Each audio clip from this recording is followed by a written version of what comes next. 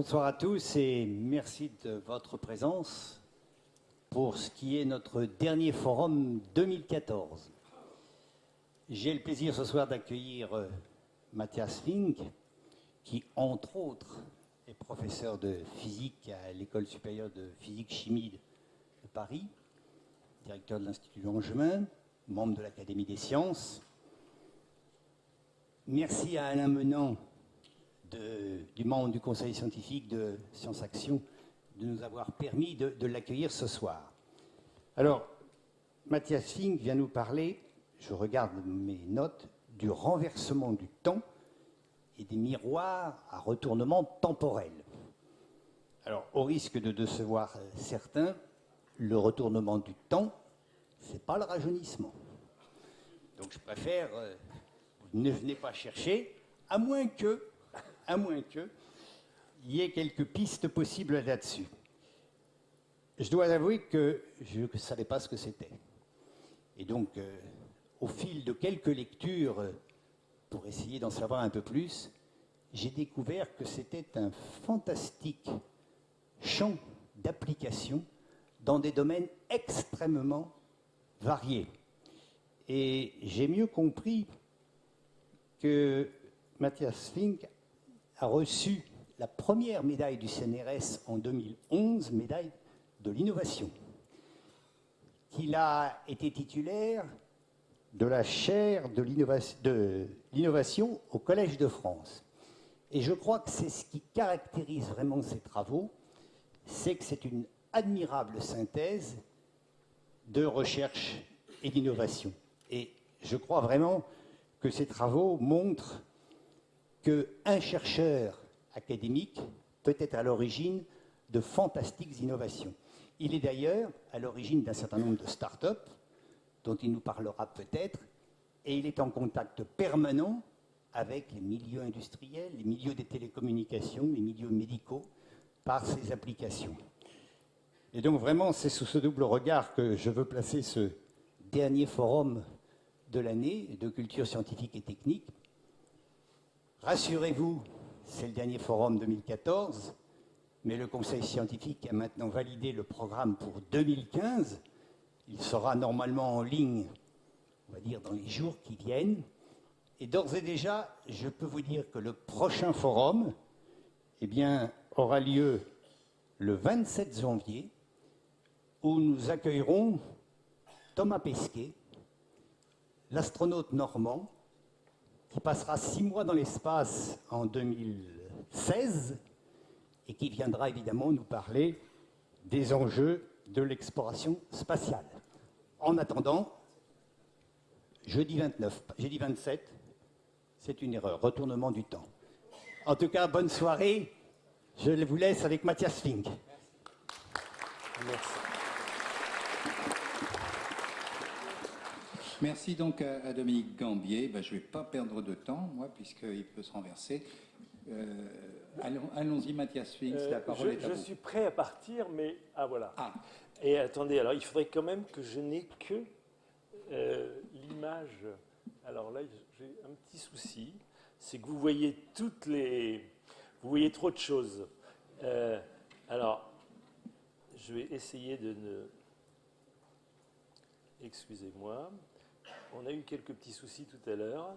C'est pas ça. Oui, il y a eu des petits soucis, c'est vrai. Mais on a toujours dit que les scientifiques avaient des choses à cacher, donc bon, c'est pas... Bon, alors, je reviens en arrière. Je reviens là. Bon, vous voyez trop de choses, mais bon, c'est pas grave. Ce qui compte, est-ce qu'il y a un spécialiste capable de m'enlever le... De mettre pleine page. Oui, de mettre pleine page. Voilà. Est-ce que... Alors, je regarde si c'est dans la barre des tâches. Est-ce qu'il y a quelqu'un qui sache se servir? Tout à l'heure, ça a parfaitement marché, mais après une demi-heure de... Bon, allez, écoutez, je vais commencer quand même. Je vais commencer comme ça. Vous allez avoir un écran un peu réduit sur la partie centrale. Mais le titre de mon exposé est un petit peu bizarre parce que je marie deux concepts très différents dans ce titre. Le concept de renversement du temps, qui ressemble plus au problème de réversibilité. La réversibilité en physique, généralement, c'est relié à ce qu'on appelle la thermodynamique ou la mécanique statistique. Comment? Alors attends, non, je pense pas. Je suis sur un écran. J'ai dupliqué. J'ai un écran.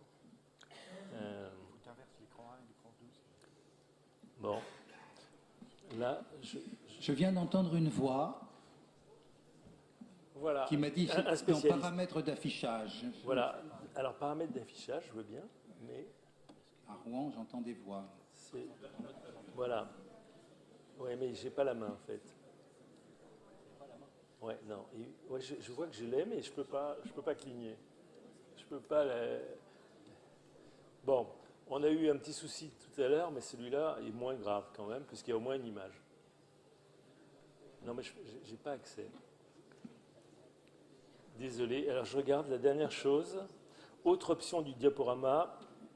Il y a le mode. Comment? Voilà. On y arrive. Bon, alors, renversement du temps, c'est relié au concept de temps qui évolue. Et c'est donc relié au problème de l'irréversibilité dans la vie de tous les jours. On a tendance à vieillir, on ne rajeunit jamais, alors que les physiciens ont toujours remarqué que les équations de la physique étaient normalement réversibles.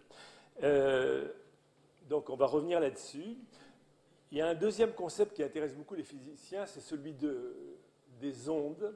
Les ondes, ça peut être des ondes électromagnétiques que vous utilisez pour le téléphone, ça peut être des ondes acoustiques que j'utilise pour vous parler, ça peut être des vagues à la surface de l'eau. Et les ondes, il y en a dans énormément de domaines de la physique. Et l'optique, par exemple, ce sont aussi des ondes. Et habituellement, ces deux concepts de renversement du temps, l'un est vu plutôt en thermodynamique, dans les cours de physique, pour ceux qui ont eu un cursus de physique. Et les ondes, c'est plutôt le domaine des applications de la physique, l'électromagnétisme, le signal et des choses comme ça. Et vous verrez que quand on mélange ces deux concepts, il y a une mayonnaise intéressante qui prend et ça crée de l'innovation. Et je vais vous montrer comment les innovations sont venues au fur et à mesure de la recherche qu'on a fait dans mon labo. Et ces innovations ont donné lieu à la création de pas mal de start-up qui emploient maintenant plus de 300 personnes. Donc, finalement, ça a servi à quelque chose en termes d'emploi. Alors, je vais commencer par la réversibilité. En fait, le premier qui a compris qu'il y avait une réversibilité en mécanique, c'était Newton. Newton, il y aura deux équations dans mon exposé, une maintenant, une dans 3 slides, mais ces équations ne sont pas très compliquées. La loi de Newton, c'est la loi bien connue qui dit que lorsque vous avez une masse sur laquelle on applique une force, la masse se met en mouvement et c'est l'accélération de cette masse qui est proportionnelle à la force. Et ça s'écrit F égale m gamma. Gamma, c'est la dérivée seconde de la position de la particule par rapport au temps. La particule bouge, donc elle a une dérivée première, ça s'appelle la vitesse, et elle a une dérivée seconde, ça s'appelle l'accélération. Et cette équation, quand on la regarde ici, on voit juste une chose, c'est que la dérivée qui apparaît là est une dérivée du deuxième ordre. Et quand vous avez une dérivée du deuxième ordre, c'est comme en mathématiques, quand on vous donne un nombre, 9, on vous dit, ce nombre, c'est le carré d'un nombre. Alors tout le monde va dire, c'est le carré de 3. Mais attention, vous savez que 9, c'est le carré de 3 et le carré de moins 3. Et le fait qu'il y ait ici, non pas un carré, mais une dérivée seconde, amène quelque chose du même genre. Quand on connaît la dérivée seconde d'une quantité, si on veut connaître cette quantité, finalement, il y a deux possibilités pour cette quantité. Et je reviendrai là-dessus. Alors, que dit la loi de Newton une fois qu'on ne la regarde plus de façon mathématique, mais qu'on la regarde en termes de deux particules insécables, indestructibles, qu'on va jeter l'une contre l'autre. Au temps T0, j'envoie deux boules de billard infiniment dures, l'une contre l'autre, qui se cognent au temps T1. Et si elles sont infiniment dures, le choc est élastique. Et je regarde où se retrouvent ces deux boules au temps T2. Et vous voyez ici deux trajectoires de deux particules qui se sont cognées. Donc il y a une interaction et au temps T2, on voit les deux particules. Eh bien, ce que la loi de Newton dit, c'est que s'il y avait deux petits démons, qu'on appelle des démons de Loschmidt, et j'expliquerai qui est Loschmidt, qui arrêtent au temps T2 ces deux particules, et qui, juste avant, mesurent leur vitesse, et se rappellent chacun quelle est la vitesse de chacune des particules. Imaginez maintenant la situation suivante, les deux démons, chacun reprend la particule qu'il a arrêtée, et la renvoie en inversant exactement le vecteur vitesse, c'est-à-dire qu'il renvoie exactement avec la vitesse opposée. Eh bien, les deux particules n'ont pas d'autre possibilité que de se cogner au même endroit où elles étaient au temps T1, sauf que ce sera un temps maintenant supérieur, et de se retrouver plus tard exactement d'où elles sont parties. Ça veut dire que si vous avez deux particules qui peuvent avoir des trajectoires très compliquées en cognant des obstacles, si vous les arrêtez à un instant, mesurez parfaitement leur vitesse, et si vous retournez ces vitesses, eh bien les deux particules retracent exactement leur trajectoire à l'envers. Ça s'appelle la réversibilité en mécanique. Ce n'est pas la réversibilité pour vous rajeunir, mais vous, qu'est-ce que vous êtes? Vous n'êtes rien d'autre qu'un paquet de particules, mais un grand paquet de particules, de beaucoup de particules, qui sont les électrons, les protons, et même les quarks qui composent chacune des particules, et on n'est rien d'autre qu'un paquet de milliards et de milliards et de trilliards de particules. Et donc, on peut se dire que, à partir de ce raisonnement, imaginez que vous êtes une cellule formée d'énormément de particules insécables, indestructibles, et que cette cellule, pour une raison obscure, explose et soit détruite en plein de petites pièces. Si vous suivez toutes les trajectoires de chacune de ces particules, et vous regardez où elles se trouvent toutes au temps T1, et si vous avez autant de démons de Loschmidt que de particules, qui arrêtent toutes les particules au temps T1, qui renversent leur vitesse et les renvoient plus tard toutes en même temps, de façon synchrone, eh bien toutes ces particules au temps T3 vont se retrouver là où elles étaient au point de départ. Et ça, ce serait une espèce de machine à remonter le temps pour un ensemble de particules. Mais évidemment, ça pose un problème. Est-ce qu'on peut fabriquer une telle machine? Et pour ça, on sait qu'un démon de Loschmidt, ça va être un appareil de physique qui va mesurer la vitesse et la position d'une particule. Et un appareil, lorsqu'il fait une mesure, fait toujours une petite erreur. Et quand en plus vous allez renvoyer les particules en inversant la vitesse, peut-être que vous allez aussi faire une petite erreur. Et là, il y a une catastrophe. Quand vous avez ce qu'on appelle un système à n corps, n étant grand, si vous faites la moindre petite erreur, soit sur la mesure des positions et des vitesses des particules, soit sur le renvoi des vitesses, eh bien, les erreurs, les petites erreurs que vous commettez vont augmenter de façon exponentielle au cours des trajectoires. Et c'est ce qu'on appelle le chaos. La moindre erreur sur la mesure de toutes les particules va faire que quand vous allez renvoyer tout en marche arrière, ça va exploser. Et donc, même si vous faites ça sur un ordinateur ultra puissant, où vous simulez par exemple le mouvement de 100 000 particules qui se cognent suivant les lois de Newton, et si vous demandez à l'ordinateur, maintenant retourne-moi toutes les vitesses et renvoie tout pour voir si ça ne marche pas, parce que l'ordinateur fait des erreurs d'arrondi dans la façon dont il calcule les vitesses, et ces petites erreurs suffisent à créer le chaos. Et donc, c'est triste, mais ça veut dire que s'il y avait tous ces démons, il faudrait qu'ils soient complètement parfaits pour qu'on puisse refabriquer une substance qui a explosé en beaucoup de morceaux. Et donc, c'est un problème très fondamental. Juste une remarque. Loschmidt était un physicien autrichien qui a beaucoup discuté avec un autre physicien autrichien qui s'appelait Boltzmann.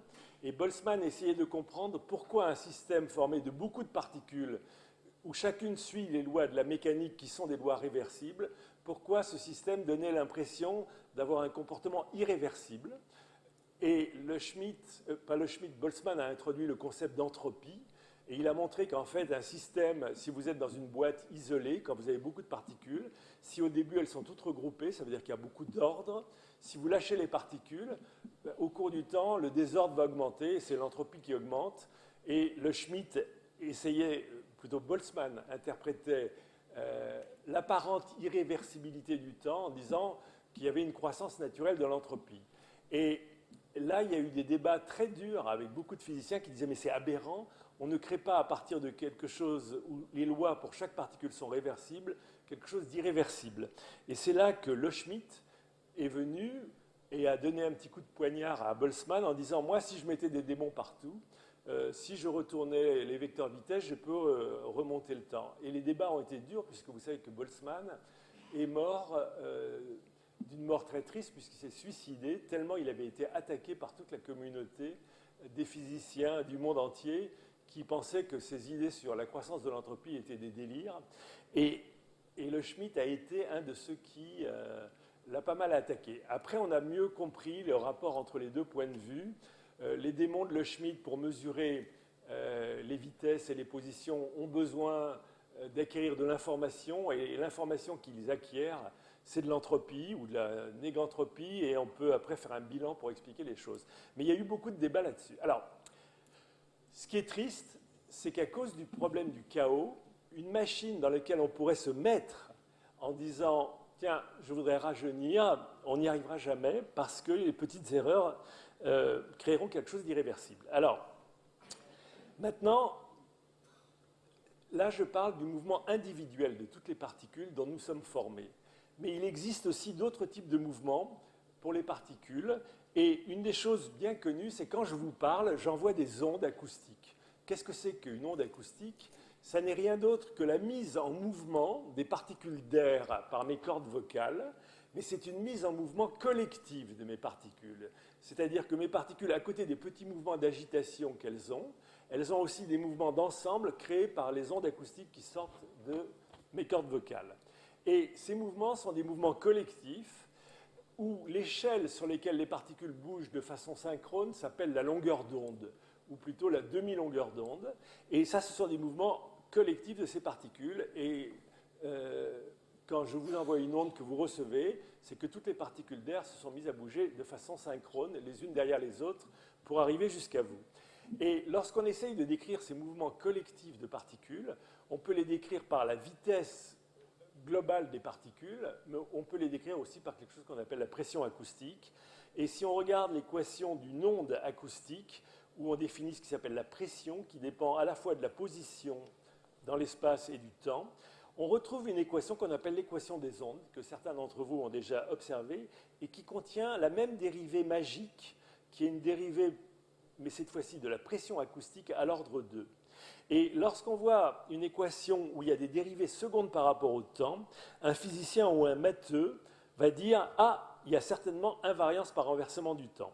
Et ça veut dire quoi ? Ça veut dire que si vous envoyez par exemple une onde acoustique qui part de ma bouche, qui diverge, si cette onde acoustique se balade dans un milieu où la vitesse du son change, l'onde que j'ai prononcée qui part de ma bouche, qui est là, part comme ça, elle rencontre un milieu où elle se déforme, plus tard elle est comme ça. Ça c'est l'histoire d'une onde que j'appelle P de R et de T. Eh bien, le film inverse de ce film, qu'on appelle le film retourné temporellement, est aussi une solution de l'équation des ondes. Et la question, c'est peut-on créer, quand moi je vous parle, il n'y a que l'onde qui quitte ma bouche qui va vers vous, on appelle ça une onde divergente ou une onde causale, parce qu'il a fallu attendre que j'ai parlé pour que le son soit produit et se propage vers vous.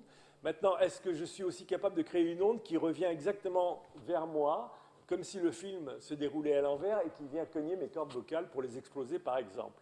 Eh bien, au moins, théoriquement, c'est possible, parce que cette solution qu'on appelle la solution retournée temporellement est aussi bonne que cette solution à cause de cette dérivée seconde.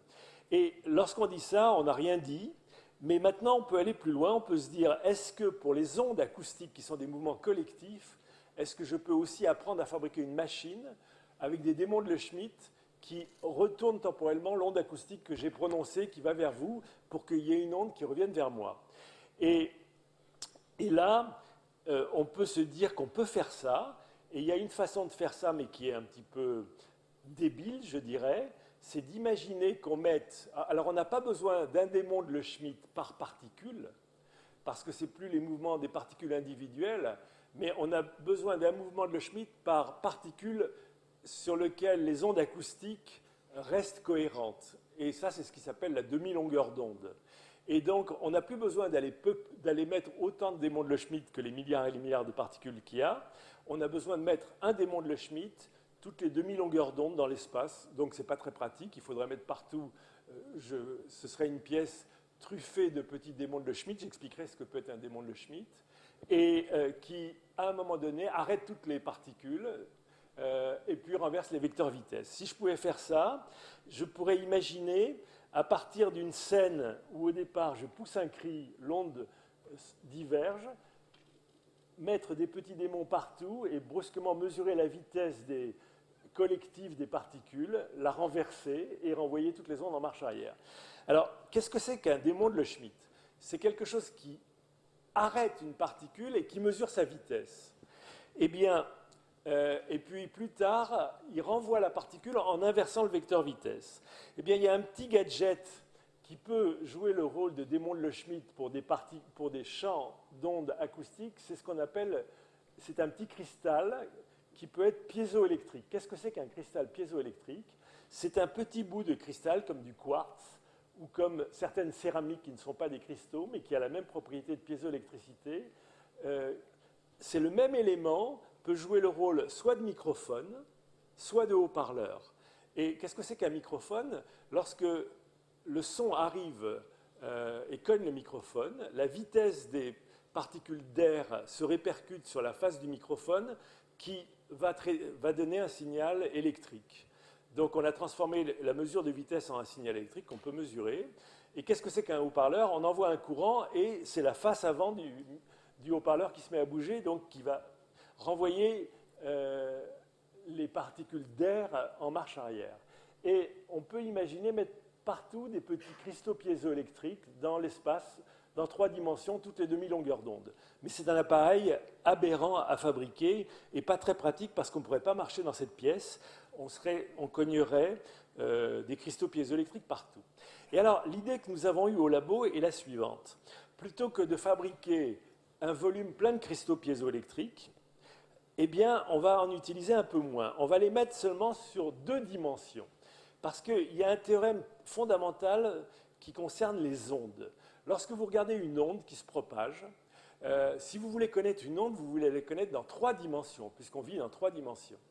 Eh bien, il y a un théorème qui est relié à ce qu'on appelle le principe de Huygens, qui vous dit la chose suivante.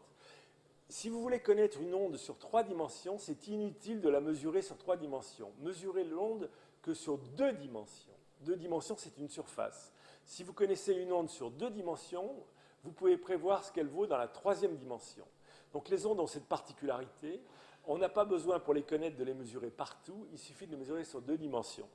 Et donc l'idée que nous avons eue, c'est d'utiliser des démons de Le Schmitt, mais avec des mémoires, et d'utiliser la manip suivante. Au lieu de mettre partout des petits démons de Le Schmitt dans la pièce pour inverser tous les mouvements acoustiques produits par le son que vous avez émis, eh bien, on va mettre uniquement des démons de Le Schmitt sur le bord de votre pièce. Par exemple, ce seraient les plafonds et les murs de cette pièce. Et ces démons de Le Schmitt, ça va être ce qu'on appelle des transducteurs piézoélectriques, qui peuvent être soit des microphones, soit des haut-parleurs. Et on ne les met plus partout, on ne les met que sur une surface. On pousse un cri, je parle, ce que je dis est un son qui va faire bouger toutes les particules d'air de cette pièce. Ça va arriver sur tous les microphones qui sont sur cette surface.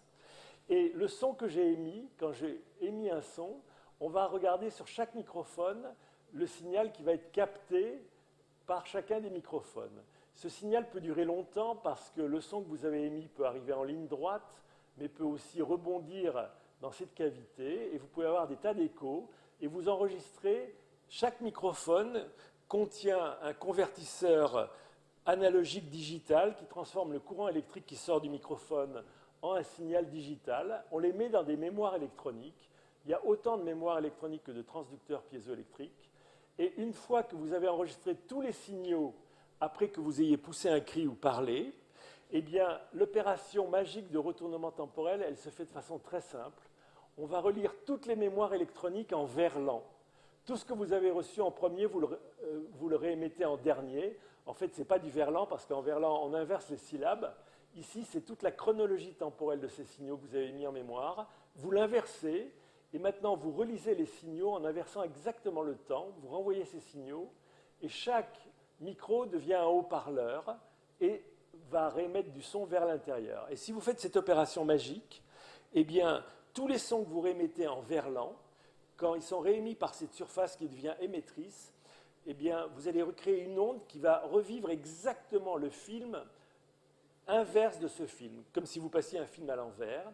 Et toute l'onde, quels que soient les obstacles qu'elle a connus, redevient telle qu'elle était au point de départ. Et l'onde refocalise au point de départ et refocalise sur une tâche qui s'appelle la tâche de diffraction, qui fait la demi-longueur d'onde quand vous faites ça. Et ça, donc, c'est une façon très simple en utilisant ce que j'appelle des démons de Le Schmitt avec mémoire, parce que chaque démon ne va pas enregistrer qu'une vitesse, il va enregistrer au cours du temps tous les petits bruits qu'il a reçus. Et tout ça, c'est mis en mémoire, et après, on renverse le temps, et on renvoie tout en marche arrière, et tout revient en arrière. Faire ça, c'est très joli, parce que toute l'onde revient en arrière, et si au passage, vous décidez de l'amplifier d'un facteur 1 million, par exemple, tout ce que j'ai prononcé me revient sur mes cordes vocales 1 million de fois plus fort, et mes cordes vocales explosent, et j'ai fait une arme. Et c'est comme ça que nous avons commencé.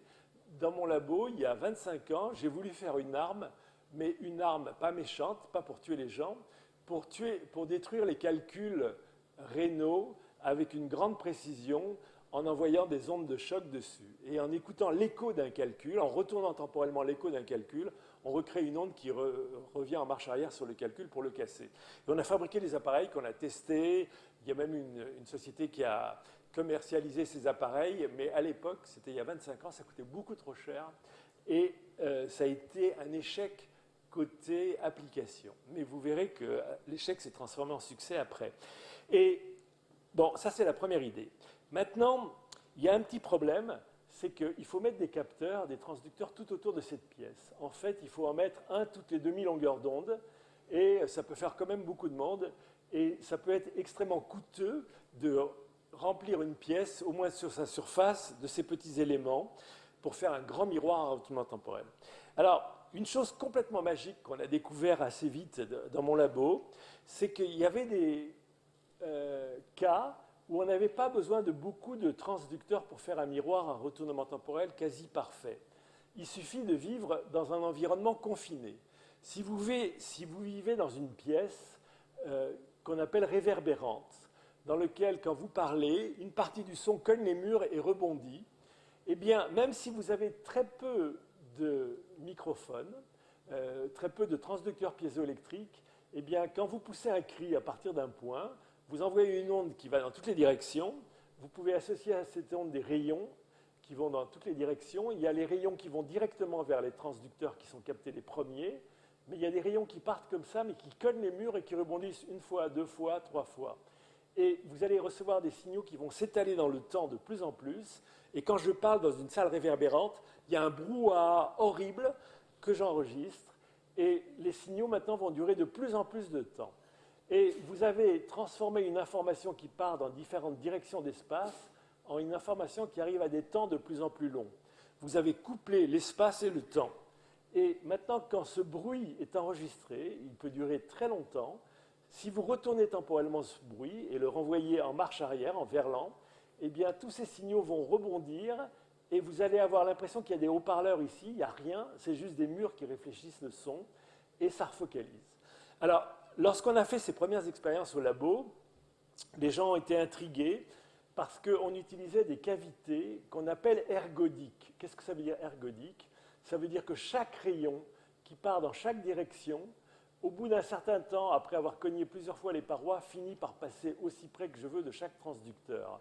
Et ces cavités ergodiques, qui ont des formes un peu compliquées, mais qu'on trouve tout le temps dans la nature, parce que c'est la forme la plus standard, il n'y a que les cavités carrées ou cubiques qui ne sont pas vraiment ergodiques, eh bien, c'est des cavités dans lesquelles c'est très dur de... c'est des cavités dans lesquelles il y a une sensibilité aux conditions initiales très forte. Et on parle de chaos pour des rayons, pour des boules de billard qu'on enverrait dans de telles cavités. Et pour les ondes, il y a une petite magie. vous vous rappelez ce que je vous disais pour les démons de Le Schmitt? S'ils font la moindre erreur dans leur mesure, eh bien, c'était foutu pour faire revenir les particules en marche arrière. Mais lorsqu'on travaille sur des ondes, les ondes, ce sont des mouvements collectifs qui couplent tous les degrés de liberté de vos particules de façon collective. Et les ondes, habituellement, se propagent en régime qu'on appelle linéaire. Alors, il peut y avoir des régimes qu'on appelle non linéaires, mais la plupart du temps, quand je vous parle, toute l'acoustique que j'utilise est linéaire. Eh bien, dès qu'on passe des particules à des ondes, quand vous faites une petite erreur sur la mesure des ondes, eh bien, si vous renvoyez vos ondes en marche arrière, en verlan, eh bien, cette petite erreur restera petite. Parce que l'équation de propagation étant linéaire, quelque chose de petit, une petite erreur reste petite. L'erreur ne croît pas de façon exponentielle. Et donc, sur les ondes, c'est beaucoup plus facile de faire du retournement temporel parce qu'on peut accepter de faire des petites erreurs dans les instruments qui font la mesure. Ces erreurs ne deviennent pas des catastrophes comme pour des particules. Grâce à l'équation des ondes qui coupe de façon linéaire ce qu'on appelle les dérivées spatiales et les dérivées temporelles du champ ondulatoire. Alors, une fois dit ça, regardons une expérience. Voilà une expérience que nous n'avons pas faite, mais auquel nous avons participé au large de l'île d'Elbe. C'était une expérience faite avec l'Université de San Diego, où on a fabriqué un miroir à retournement temporel de 78 mètres de long. Il était formé de 29 petits transducteurs piézoélectriques, qui ne sont pas si petits que ça, vous les voyez tous. Et ces 29 transducteurs, on va les mettre dans l'eau, et on va utiliser du son émis autour d'une fréquence centrale de 3,5 kHz. C'est du son qu'on entend, ce n'est pas des ultrasons. Et la longueur d'onde est de 50 cm. Et la manip est assez ahurissante. La manip se fait au large de l'île d'Elbe. On était sur un bateau qui s'appelle l'Alliance. Et ce bateau pouvait transporter soit le miroir à retournement temporel, soit une source. Et la source est plongée dans la mer. Et cette source va émettre un son. Ici, il y a 100 mètres de profondeur. Et en vérité, la distance entre la source et le miroir à retournement temporel est 10 km. L'échelle n'est pas respectée ici. La source va pousser un cri, et vous allez écouter ce cri. Voilà le cri émis par la source. Maintenant, écoutez le signal que reçoit un des capteurs à 10 km de distance. Pourquoi? Parce que quand la source a émis, le son est parti en ligne droite vers les capteurs, mais il y a une partie du son qui est réverbérée entre la surface de la mer et le fond de la mer. Et il y a des ondes qui cognent le haut, qui rebondissent et qui rebondissent. Donc, chaque capteur reçoit un son qui dure longtemps. C'est exactement le phénomène dont je parlais tout à l'heure. On était confinés quand on vit dans la mer, quand on est plongeur sous-marin ou quand on est dans un sous-marin, on sait qu'il y a des tas de chemins multiples. Maintenant, le son capté par un capteur, vous l'avez entendu. Maintenant, je vais le réémettre en verlan. Donc, chacun des 29 capteurs a enregistré le son, l'a réémis en verlan, et maintenant on écoute ce qui revient au point de départ. Quand vous parlez dans une pièce réverbérante, un capteur reçoit un signal bien plus long parce qu'il suit des tas de chemins, il faut le temps que ça arrive. Quand vous retournez temporellement ça, tout revient et hop, vous entendez un signal qui dure le même temps que ce que vous avez émis. Là, vous commencez à voir déjà que l'onde a revit sa vie passée, puisqu'elle redevient à la source qu'elle était initialement, alors que vous avez capté un signal très long. Toute la réverbération a été compensée dans la phase de retournement temporel. Si vous regardez maintenant la taille sur laquelle le son revient, la taille est toute petite. Ici, on voit mieux l'échelle. L'antenne fait 80 mètres de long. Ici, il y a 10 km de distance. La source poussait son petit cri. Ici, vous entendez des codes très longs. Vous les retournez temporellement. Tout se reconcentre sur la source. Et si on regarde où va le son, en faisant un zoom, le son ne va qu'à un endroit qui fait 30 cm de haut. 30 cm de haut, c'est 50 cm en gros que divise 2. C'est la demi-longueur d'onde. Ça veut dire que, bien que vous soyez à une distance très très grande, ces codes bizarres refocalisent tous sur 30 cm. Ça veut dire qu'il n'y a que la personne qui a émis qui entend le son qu'elle a émis. Et les gens à côté n'entendent rien. Vous avez reconcentré le son vers cette personne. Alors, quand vous voyez ça, vous pouvez déjà imaginer une application pour faire de la télécommunication sous-marine. Et c'est fait maintenant par beaucoup de groupes, et c'est les Japonais qui sont devenus les maîtres en télécommunication par retournement temporel acoustique, quand vous avez un petit véhicule sous-marin, il envoie un clic. Ce clic, et ils font ça jusqu'à 1000 km de distance. Ici, je vous avais montré une expérience sur 10 km, mais ce clic qui est envoyé, quand une antenne très loin le reçoit, elle reçoit beaucoup de signaux. Les signaux directs et les signaux donc, qui sont étalés en temps. Maintenant, si vous retournez temporellement tous ces signaux, hop, le sous-marin réentend le clic qu'il avait émis. Alors vous allez me dire, ça n'a aucun intérêt. Si, ça a un intérêt. Imaginez maintenant que vous émettez tout ce code retourné temporellement, mais que vous le convoluez par plus 1, moins 1, plus 1, moins 1. Eh bien, si vous envoyez ici des plus 1, moins 1, plus 1, moins 1, il n'y a que le sous-marin et personne d'autre qui va entendre plus 1, moins 1, plus 1, moins 1. Et vous allez créer une espèce de fibre optique, sauf qu'elle n'est pas optique, elle est acoustique, qui exploite l'environnement pour apprendre à focaliser uniquement là où quelqu'un s'est identifié en faisant un petit clic. Vous apprenez le code, vous le retournez temporellement, le clic revient sur cette personne, et puis maintenant vous mettez du Mozart, et il n'y a que cette personne qui entend du Mozart, et personne d'autre ne l'entend. Donc ça fait une télécommunication très discrète, et vous verrez qu'on peut faire ça en électromagnétisme, et on fait ça, et c'est une des sociétés qu'on a créées pour faire des télécommunications que personne ne peut intercepter. Ça, c'est une application, et maintenant je vais vous montrer une autre application, basée sur la même idée. Là, dans la manip sous-marine, il y avait 29 capteurs. Il pourrait y en avoir 28 ou 20, ça marcherait aussi bien. Plus vous en mettez, mieux c'est. Mais maintenant, imaginez que vous vouliez faire du retournement temporel en ayant seulement un capteur. Juste un micro haut-parleur, un point. Donc, pour que ça marche, il faut vivre dans une cavité. Parce que si vous êtes dans une cavité, si vous poussez un cri du point A, vous êtes sûr que tous les signaux que vous envoyez, au bout d'un certain temps, arrivent au point B, quelle que soit la direction dans laquelle vous l'envoyez. Et en particulier, si vous faites des cavités. Alors ici, c'est une expérience avec des ondes élastiques. On prend un bout de silicium. Ça doit être une plaquette de silicium qui fait à peu près 15 cm de diamètre. En fait, ce n'est pas tout à fait un cercle. C'est un cercle coupé par un petit trait. C'est un D. Ça ressemble à la lettre D. Et c'est ce qu'on appelle une cavité chaotique. Et vous arrivez là-dessus et vous donnez avec un petit marteau piézoélectrique un coup au point A. Le coup dure 1 microseconde. Je tape 1 microseconde sur la plaque. Ça va créer des ondes. Ces ondes vont se mettre à avancer, cogner la plaque, et au point B, je vais capter un signal très long. Le signal ici durait 1 microseconde quand j'ai donné le coup là. Le point B maintenant capte un signal qui dure 30 millisecondes, c'est-à-dire 30 000 fois plus de temps que ce que j'ai émis, à cause de la réverbération dans la cavité. Et là, c'est un bruit, n'importe quelle personne regarde ce signal et dit, c'est du bruit qui n'a aucune cohérence, aucun intérêt. Maintenant, vous prenez une tranche de ce bruit, par exemple, qui dure 2000 microsecondes, c'est-à-dire 2000 fois plus de temps que ce que vous avez émis, et c'est un bruit, et vous retournez temporellement ce bruit. Et maintenant, ce marteau, le marteau B, va donner des coups suivant cette série de signaux qui sont retournés temporellement. Et ça va créer des ondes qui vont circuler à la surface du silicium. Ça s'appelle des ondes de surface, et on peut les filmer en utilisant un interféromètre optique. On peut voir comment la surface se déforme. Et on va réémettre ce code du point B, qui est un code qui ressemble à un bruit, et il va être émis du point B. Ce code, j'appelle ça un hologramme temporel, parce que c'est des franges enregistrées en un point d'espace, mais c'est des franges dans le temps.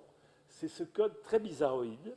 Et quand vous réémettez du point B ce code, vous pouvez filmer votre silicium pour voir les mouvements du silicium à la surface avec un interféromètre optique. Et si vous regardez ce que vous recevez autour du point B, autour du point A, d'où est parti le signal, vous recevez du bruit. Et puis, à un moment donné, quand les ondes ont bien revu leur vie passée, vous voyez que tout le code se reconcentre au point A et retrouve la mémoire de l'endroit d'où il était parti. C'est-à-dire que ce code temporel garde complètement la mémoire du point A d'où il est né, et si ce code est émis en verlan, il revient refocalisé au point A pour concentrer de l'énergie à un endroit et à un instant. Et si on regarde la tâche focale, c'est ce qui s'appelle la demi-longueur d'onde, c'est la limite de diffraction. Donc vous apprenez à focaliser du point B vers le point A en émettant un code. Maintenant, si vous voulez non pas aller vers le point A, mais vers un point C, il faut apprendre le code du point C vu par le point B. Et maintenant, vous pouvez avoir tous les codes. Et on a joué à ça, Et on s'est rendu compte que ça pouvait servir à faire des objets tactiles, acoustiques, très simples. Et l'idée est la suivante. Cette table qui est là, je voudrais la rendre tactile, en faire par exemple un clavier d'ordinateur. Mais je n'ai pas envie de mettre des touches. Donc qu'est-ce que je peux faire? Je peux coller un petit accéléromètre, qui est l'équivalent d'un transducteur piézoélectrique que je colle là. Et maintenant, j'ai cet objet que je ne connais pas, c'est la table que j'utilise tous les jours, et je viens donner un coup avec mon doigt au point A. L'accéléromètre reçoit un code que je mets en mémoire. Maintenant, si je retourne temporellement ce code et je fais vibrer l'accéléromètre par ce code, la table se ressoulève au point A. Ça, on l'a fait, ça ne sert pas à grand-chose, mais on le voit bien. Maintenant, on peut faire mieux. On peut prendre cet objet qu'on aime bien et on va le diviser en des tas de points, le point A, le point B, le point C. Et on va taper au point A, taper au point B, taper au point C, et chaque fois écouter avec le même petit transducteur tous les codes qu'on met dans une mémoire électronique pour chacun des points. Eh bien, maintenant, ce n'est pas la peine de faire du vrai retournement temporel, on peut le faire complètement dans l'ordinateur. On revient 2 jours après, on tape au point B, et quand vous tapez au point B, vous créez ce code qui est enregistré là, et on le compare à la banque des codes qu'on avait enregistrés au point de départ. Et pour simuler le retournement temporel, on fait ce qui s'appelle de la convolution par les retournées temporelles de tous les codes qu'on avait émis. Et quand on fait ça, paf, le système reconnaît bien d'où vient le point B et vous dit c'est là. Et alors, c'est excessivement efficace. Vous apprenez tous les bruits que vous avez faits avec un capteur, et après vous retapez, le système sait où vous êtes. Et c'est aussi efficace qu'on a créé une société qui s'appelle Sensitive Objects. C'était un chercheur de mon labo, qui s'appelait Roskiri Ing, qui a créé cette société. Et là, vous voyez que le bruit que vous faites quand vous glissez votre doigt sur du verre, eh bien, si vous avez précalibré votre appareil, avec juste un petit capteur caché quelque part, vous pouvez retrouver la trajectoire que vous faites. Et donc, quand vous voulez tactiliser des grandes surfaces, quand vous voulez tactiliser une petite surface, vous pouvez prendre des films résistifs ou capacitifs qu'on met sur vos iPhones. Mais quand vous voulez tactiliser un grand écran de télé, ça coûte beaucoup trop cher, cette technologie, alors que le son que vous faites quand vous posez vos doigts suffit. Et Sensitive Object a eu beaucoup de succès puisqu'on a été racheté par une compagnie américaine qui s'appelle Tyco et qui a maintenant une succursale qui s'appelle HelloTouch, qui vend énormément de... Tous les grands écrans de moniteurs tactilisés sont tactilisés par acoustique à retournement temporel. Ils n'appellent pas ça retournement temporel, ils appellent ça Acoustic Pulse Recognition, mais c'est la technique du retournement temporel et c'est notre société qui a fait ça. Alors ça, c'était un bel exemple. Voilà une boîte qui malheureusement est devenue américaine et qui au départ était à Boulogne, mais bon, tout arrive. Alors, maintenant, ces concepts de retournement temporel, vous allez voir qu'ils vont se décliner beaucoup, mais je voudrais vous montrer maintenant comment en médecine, ces concepts peuvent aussi servir. Vous vous rappelez qu'un miroir à retournement temporel, c'est des transducteurs piézoélectriques. On en met 1, 2, 28, 128, 256, suivant les moyens qu'on a. Quand on fait de la médecine et quand on s'intéresse aux ultrasons, on sait que les gens utilisent et mettent sur le ventre des patients des barrettes de transducteurs piézoélectriques qui contiennent 128 transducteurs piézoélectriques ou 256. Et chaque petit transducteur, si on envoie un courant, il se met à vibrer. Et s'il y a des ultrasons qui cognent les transducteurs, ça redonne un courant puisqu'ils sont réversibles. Eh bien, en fait, chaque échographe utilise de quoi faire un miroir à retournement temporel. Mais ce n'était pas du tout utilisé comme ça initialement.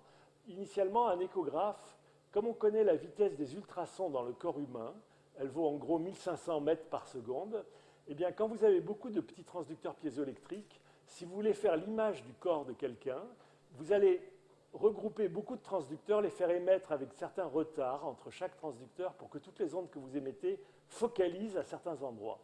Et quand vous allez focaliser votre faisceau d'ultrasons là, vous allez écouter les échos. C'est du sonar, on émet et on écoute les échos. Et puis, pour faire une image, vous allez bouger le faisceau. C'est-à-dire que l'imagerie normale, on fait un premier faisceau, on écoute les échos qui viennent de cette ligne-là. Puis, dans un deuxième temps, après avoir écouté ces échos, on fait un deuxième faisceau qui, en changeant les transducteurs qu'on excite électriquement, est décalé. Ça fait une deuxième ligne de l'image, puis un troisième faisceau, un quatrième faisceau. On appelle ça de l'imagerie séquentielle. puis après, on peut changer la focale. On peut focaliser plus loin. Et à la fin, ça donne une image qui peut être très belle. Et c'est des images qui bougent. On peut typiquement atteindre des cadences de 50 à 100 images par seconde, parce qu'il faut le temps que les échos reviennent du corps humain. Et si on fait 128 lignes de tir, il faut attendre 128 fois que tous les échos reviennent. Et les gens sont très contents, font de l'imagerie, de l'échographie. Ça sert beaucoup pour les fœtus, beaucoup pour le cœur, et beaucoup pour diagnostiquer un certain nombre de cancers, les ultrasons normaux. Mais nous, comme on était physiciens, et comme on s'intéressait aussi à l'imagerie, on s'est dit, on va utiliser le principe du retournement temporel pour faire non pas une image séquentielle, c'est-à-dire qui prend un certain temps, mais faire une image en un tir ultrasonore. Et l'idée qu'on a eue, c'est de faire le premier échographe qui va éclairer tout un organe d'un coup, en envoyant ce qu'on appelle une onde plane brève. On va écouter tous les échos qui reviennent de l'organe. Donc on envoie une onde qui éclaire par exemple tout un sein ou tout le ventre. On écoute tous les échos. On a 256 transducteurs par exemple, on a 256 convertisseurs analogiques digitaux, et on met tout dans une énorme mémoire électronique. Et quand on a mis tout dans la mémoire électronique, on se dit comment, à partir de tous les échos, reconstruire l'image. Eh bien, physiquement, comme on connaît la vitesse des ultrasons dans le corps humain, il suffit de retourner temporellement tous ces signaux, et non pas de les réémettre par les mêmes transducteurs dans le milieu, parce que là, vous allez rééclairer tous les points qui ont donné des échos, mais vous allez tout faire dans un ordinateur. Et dans la mémoire de l'ordinateur, vous allez faire ce qu'on appelle un processeur à retournement temporel. Tout ce qu'il a reçu, il le retourne temporellement et il le repropage dans un modèle numérique où la vitesse du son est 1500 mètres par seconde. Et on va recréer l'image dans l'ordinateur du bonhomme. Et la différence, c'est que cette image, on peut la créer en 1/10 de seconde. C'est le temps qu'il faut pour que les ultrasons avancent de 10 ou 15 cm dans le corps humain et reviennent. C'est un aller-retour. On n'a pas besoin d'avoir 500 allers-retours. En un aller-retour, on a tout ce qu'il faut et on fait une image. Et donc, on a fait un appareil qui faisait 10 000 images par seconde. On a fabriqué cet appareil en 96, 97. Et tous les gens du milieu de l'imagerie médicale nous ont dit que ça ne sert à rien de voir l'intérieur du corps 10 000 fois par seconde. C'est débile, à quoi ça sert? Nous, on savait que ça servait, que ça allait servir à quelque chose. Parce qu'on avait déjà créé une autre boîte dont je vais vous parler. L'idée qu'on a eue, c'est que ça allait servir à mesurer ce que j'appelle l'activité sismique du corps humain. Le corps humain, qu'est-ce que c'est? C'est un solide mou. Ce n'est pas un liquide. Si on était liquide, ça serait, on est plein de liquide, mais on est plutôt un gel. Et dans un solide mou, il y a deux types d'ondes mécaniques qui peuvent se propager. Et comme dans un tremblement de terre, quand vous avez un tremblement de terre, vous savez qu'il y a deux types d'ondes qui se propagent. Les ondes qu'on appelle de compression qui vont très vite, qu'on reçoit en premier. Et puis après, vous avez les ondes de cisaillement qui sont très mauvaises, qui arrivent plus tard, mais qui détruisent tout sur leur passage. Il y a toujours deux types d'ondes qui ont deux polarisations différentes. Eh bien, dans le corps humain, qui est un solide mou, il y a deux types d'ondes. Les ondes P, qu'on appelle les ondes de compression, qui vont vite, elles vont à 1500 mètres par seconde dans le corps humain, et les ondes S de cisaillement.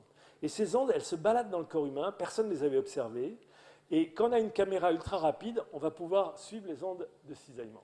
La deuxième chose qui est intéressante quand on fait 10 000 images par seconde, c'est que si maintenant on regarde les écoulements du sang 10 000 fois par seconde, c'est-à-dire on regarde le sang, on peut faire ce qui s'appelle du Doppler pour mesurer la vitesse d'un écoulement. Et habituellement, quand on fait que 50 images par seconde, le Doppler n'est pas très sensible. Mais quand il y a 10 000 images par seconde, on peut accumuler le signal Doppler et mesurer des écoulements ultra faibles. Et vous verrez qu'en mettant une sonde sur le cerveau de quelqu'un, on peut le voir penser, puisque les tout petits écoulements associés à l'activité des neurones sont mesurables par cette technique ultra rapide. Je vais vous montrer d'abord la première technique, activité sismique du corps humain. Alors, le corps humain, c'est des tissus mous. Les tissus mous, comme tout tissu, si vous les considérez comme isotropes, c'est-à-dire les mêmes quand vous les écrasez de n'importe quel côté, ça peut être défini par deux modules mécaniques. Un module qu'on appelle le module de compressibilité. J'essaye d'écraser des tissus en appuyant de tous les côtés à la fois. Et puis, c'est très dur d'écraser un tissu en appuyant de tous les côtés à la fois. Le changement de volume est très faible et ce module de compression volumique est très élevé. Il est de l'ordre de 10 puissance 9 pascal. Ça veut dire qu'il faudrait descendre quelqu'un à 10 000 mètres de profondeur ou même plus pour que la pression hydrostatique l'écrase vraiment pour la partie tissu mou. Je ne parle pas des poumons qui sont, eux, complètement écrasés. Mais les tissus mous résistent à la compressibilité. Et en fait, tous les tissus ont à peu près le même module de compression qui vaut 1 gigapascal. C'est très dur de les compresser. Maintenant, il y a un deuxième module. Pourquoi on dit qu'on a des tissus mous? Parce qu'en fait, ce qui est mou, ce n'est pas l'écrasement. L'écrasement, c'est très rigide d'écraser. Mais ce qui est facile, c'est de cisailler. Si j'essaye de cisailler un tissu, aucun problème. Un tissu mou, ça se cisaille bien plus facilement que du bois ou que de la terre. Et le deuxième module, c'est le module de cisaillement. Ce module, il varie énormément d'un tissu à l'autre. Alors que le module de compressibilité, quel que soit le tissu, que ce soit du foie, un cancer et tout, il est toujours le même. Le module de cisaillement change beaucoup. Et il dépend de la pathologie. Et typiquement, les modules de cisaillement sont de l'ordre du kilopascal, comparé à 1 gigapascal. C'est-à-dire que c'est très faible. Il suffit de mettre des toutes petites forces pour cisailler et déformer les tissus. Et ce qui est intéressant, c'est que le module de cisaillement, c'est ce que ressent le médecin quand il palpe les tissus. Quand vous allez chez le médecin pour essayer de voir si vous avez, par exemple, dans le sein quelque chose de dur, le médecin, il palpe, il pince. Et qu'est-ce qu'il mesure? Il mesure avec ses doigts le module de cisaillement. C'est relié à ce qui s'appelle le module Young. Il y a un facteur 3 entre les deux, mais c'est ça qui sent. Ce que sent le médecin, c'est le module de cisaillement. Bon, alors, maintenant que vous savez qu'il y a deux modules, le module de cisaillement, c'est lui qui va vous dire si vous avez un tissu qui a un problème ou pas, alors que le module de compressibilité, il ne vous donnera pas beaucoup d'informations. Il y a donc deux modules. À ces deux modules sont associées deux ondes mécaniques. L'onde de compression que vous voyez là et l'onde de cisaillement que vous voyez là. Elles oscillent de façon différente. Et quand vous regardez la vitesse de ces ondes, les ondes de compression vont très vite. Elles vont à une vitesse qui vaut racine de K, 1 gigapascal que divise ρ, la densité volumique. C'est 1500 mètres par seconde. Toutes les ondes de compression vont, en gros, parce que les tissus sont pleins d'eau, à cette vitesse. Par contre, les ondes de cisaillement, comme le module de cisaillement est faible, elles vont lentement. Elles vont à des vitesses entre 1 et 20 mètres par seconde. Par exemple, si vous êtes sur la plage et si on vous donne un coup de poing sur le ventre, si vous êtes très athlétique, hop, on voit le long de votre peau une onde avancer à 10 mètres par seconde, vous avez à peine le temps d'avoir. Si vous êtes plutôt gras, on voit un truc qui avance plutôt à 1 mètre par seconde. Et on peut mesurer, en mesurant la vitesse, on a tout de suite la valeur du module de cisaillement. Mais ça, c'est superficiel. Alors, on a ces deux types d'ondes. Et vous voyez bien que l'information intéressante pour le médecin, c'est mu. C'est ça qu'il veut le médecin pour savoir si localement vous avez un début de cancer ou vous avez quelque chose de pas normal. Bon, si vous envoyez que des ondes de compression, vous n'aurez jamais une information sur mu. Vous n'aurez qu'une information sur K et K varie très peu. Et si vous envoyez des ultrasons dans le corps humain, qui oscillent à des fréquences très élevées, vous ne pouvez envoyer que des ondes de compression. Parce que si vous cisaillez le corps humain 1 million de fois par seconde, vous le brûlez. Parce qu'il y a de la viscosité. Donc, les ultrasons ne peuvent envoyer que des ondes de compression qui vont très vite et qui ne sont pas très intéressantes. Elles donnent une image, mais l'image n'a aucun contraste. Elle est très mauvaise. Par contre, les ondes de cisaillement, elles sont intéressantes. Mais pour les envoyer, il faut rester à des fréquences basses. C'est du son. Et si vous envoyez des fréquences basses en cisaillement, les longueurs d'onde sont très grosses, de l'ordre du centimètre. Et si vous faites une image, l'image est dégueulasse parce que la résolution spatiale, c'est le centimètre. Alors, comment produire ces ondes de cisaillement? Première méthode, le coup de poing, très efficace. Deuxième méthode, mon cœur bat, et mon cœur crée sans arrêt des ondes électromécaniques qui créent du cisaillement qui se balade autour du cœur. Troisième méthode, quand je vous parle, ou quand la Castafiore chante, elle crée autour de son larynx plein d'ondes de cisaillement. Voilà 3 méthodes pour créer des ondes de cisaillement basse fréquence. Il y a une quatrième méthode qu'on utilise beaucoup chez nous, qui est la pression ultrasonore, ce qui s'appelle la force de radiation ultrasonore. En concentrant des ultrasons à un endroit, on peut déplacer cet endroit d'une certaine quantité, et après, cet endroit devient la source d'un petit séisme qui envoie des ondes de cisaillement. Bon, voilà comment jouer à ça. Alors, nous, dans notre labo, on s'était rendu compte que les ondes de cisaillement jouaient un rôle très important pour avoir cette idée sur le module de cisaillement qui sert beaucoup aux docteurs. Et à l'époque, en 1994, j'avais encadré une première thèse pour observer ces ondes de cisaillement, mais c'était une époque où nos miroirs à retournement temporel ne marchaient pas bien encore. Et à l'époque, on utilisait juste un transducteur ultrasonore, que vous voyez là, un petit élément, plus un vibreur. Le vibreur, il donnait le coup de poing, et il donnait un petit coup de poing sur le foie de la personne, le foie, quoi, sur la peau, au-dessus du foie. Et en envoyant ça, le vibreur donnait, par le biais du transducteur piézoélectrique, un coup qui créait une onde de cisaillement, et en même temps, on envoyait des ultrasons par ce petit transducteur pour observer la vitesse de l'onde de cisaillement. Et on a fait, à l'époque, on a créé une société qui s'appelle EcoSense, qui a eu un succès énorme, qui a toujours un grand succès, pour faire un appareil qui n'est pas un appareil d'imagerie, qui est un appareil qui combine un coup de poing pour créer une onde de cisaillement et un transducteur ultrasonore pour mesurer la vitesse globale de l'onde de cisaillement. Et cet appareil a donné naissance à une version qui s'appelle le FibroScan, et qui est utilisé dans tous les hôpitaux du monde maintenant. Il n'y a que les États-Unis qui commencent juste à être atteints par le système. Et on met ça sur votre foie, et on peut vous dire le degré de fibrose que vous avez ou le degré de cirrhose. Ça varie entre 1 et 5, et ça vous donne la rigidité du foie. Et ça permet de suivre l'évolution de votre foie. Mais ce n'est pas une image, c'est un instrument très simple. Et le FibroScan, c'est devenu le gold standard dans le monde. Il y a 2500 systèmes qui ont été vendus. Et évidemment, EcoSense a été racheté, mais pas par des Américains, par des Chinois. Mongolia Pharmaceutical en 2011. Et maintenant, c'est une grosse société qui vend partout le FibroScan, et même maintenant aux États-Unis. Les États-Unis, c'est toujours plus dur pour entrer. Alors, on a fait ça, on a créé cette société, et on savait donc que c'était intéressant d'observer la vitesse des ondes de cisaillement. Mais ce n'était pas un film. On voyait juste l'onde de cisaillement sur une direction. Et là, on s'est dit après que maintenant, au lieu d'avoir juste un transducteur piézoélectrique, si maintenant on mettait une barrette de transducteurs qui faisait de l'imagerie ultra rapide à 10 000 images par seconde, mais il fallait toute l'électronique d'un miroir à retournement temporel, alors on pourrait filmer l'onde se promenant dans tous les tissus et pas juste de façon globale. Et de ça, on a fait un autre appareil au labo qu'on a testé à l'Institut Curie avec cette barrette qu'on mettait sur les patientes, mais au début on mettait un vibreur plus la barrette, ça pesait très lourd et les médecins n'étaient pas très contents. Et après on a remplacé la vibration qui créait l'onde de cisaillement par la pression de radiation à la Langevin. Mais je ne vais pas vous expliquer comment on a fait. Et on a fait cet appareil et on a créé une autre société qui s'appelle Supersonic Imaging, qui a 130 personnes, et qui fait cet appareil qui s'appelle l'Explorer, comme Aix-en-Provence, là où est cette société. Et vous allez voir l'intérêt de cet appareil.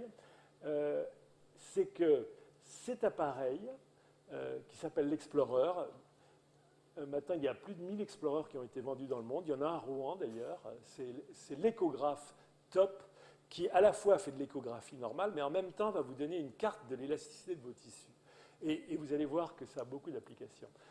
Au début, quand nous on faisait l'appareil, voilà l'électronique qu'on avait fabriquée au labo, qu'on amenait à l'Institut Curie, ça pesait très lourd, c'était pas très pratique. Et puis quand la société a été créée, ils ont fait quelque chose de bien et de beaucoup plus rapide que nous. Et vous allez voir l'intérêt tout de suite. Regardez une image échographique. Voilà une image obtenue uniquement par les ultrasons, comme dans un échographe. Et ça, c'est un fantôme de tissu où là, on simule un kyste. Ici, ce n'était pas un kyste, c'était une inclusion dure. Mais à l'image d'échographie, la dureté, qui veut dire le module de Young ou de cisaillement, ne se voit pas. Et donc, pour l'échographie, il ne voit que le module de compression. Et ici, un médecin qui verrait une image comme ça dirait « il n'y a rien, tout va bien madame, vous pouvez repartir ». Et imaginez maintenant qu'au lieu de faire cette image sur ce fantôme, alors il faut qu'il soit... On voit ce film qui dure 20 millisecondes. En 20 millisecondes, c'est le film d'une onde de cisaillement filmé par l'échographe ultra rapide, je le repasse. On voit que cette onde se déforme et explose littéralement quand elle passe ici. Et à partir de ce film, on peut calculer la vitesse de l'onde en chaque point, et on peut faire maintenant une carte de la vitesse des ondes de cisaillement. Et la carte, une image ne montre rien, le film montre des tas de choses. Si on mesure à partir de ça la vitesse des ondes de cisaillement en chaque point, et si on l'affiche, on voit maintenant en kilopascal, c'est la dureté, la forme exacte de l'inclusion, et on voit toute la dureté de l'inclusion. Et donc, alors qu'on ne voyait rien, d'un coup, on voit un contraste utile pour le médecin. Et on a... alors, il y a eu énormément d'études faites là-dessus, puisqu'il y a maintenant 1000 explorers dans le monde. Et par exemple, beaucoup d'études ont été faites sur les cancers du sein. Et on montre que l'apport de cette nouvelle image, qui est une image en couleur, mais qui est quantitative, qui vous donne la dureté à chaque endroit, permet d'améliorer énormément la spécificité du diagnostic. Vous savez qu'il y a quelque chose de pas normal, mais vous ne savez pas si c'est un kyste, si c'est ceci ou cela. Avec cette image d'élasticité, vous avez beaucoup d'informations supplémentaires. Vous pouvez suivre une chimiothérapie, par exemple. Ici, vous voyez, c'est très dur, c'est de l'ordre de 150 kPa. Et au cours des mois, on voit quand le sein a retrouvé exactement son élasticité, alors qu'il reste des cicatrices sur l'image normale. Et ici, on peut suivre un paramètre qui est vraiment relié à la rémission ou pas du cancer. Et évidemment, ça ne s'applique pas uniquement sur les cancers du sein. Sur le foie, on peut voir exactement les zones de différentes duretés. Sur les plaques carotides, sur les artères ici, sur l'artère carotide, on voit une plaque, on peut mesurer la dureté de la plaque. Sur les nodules thyroïdiens, sur le foie et sur les muscles.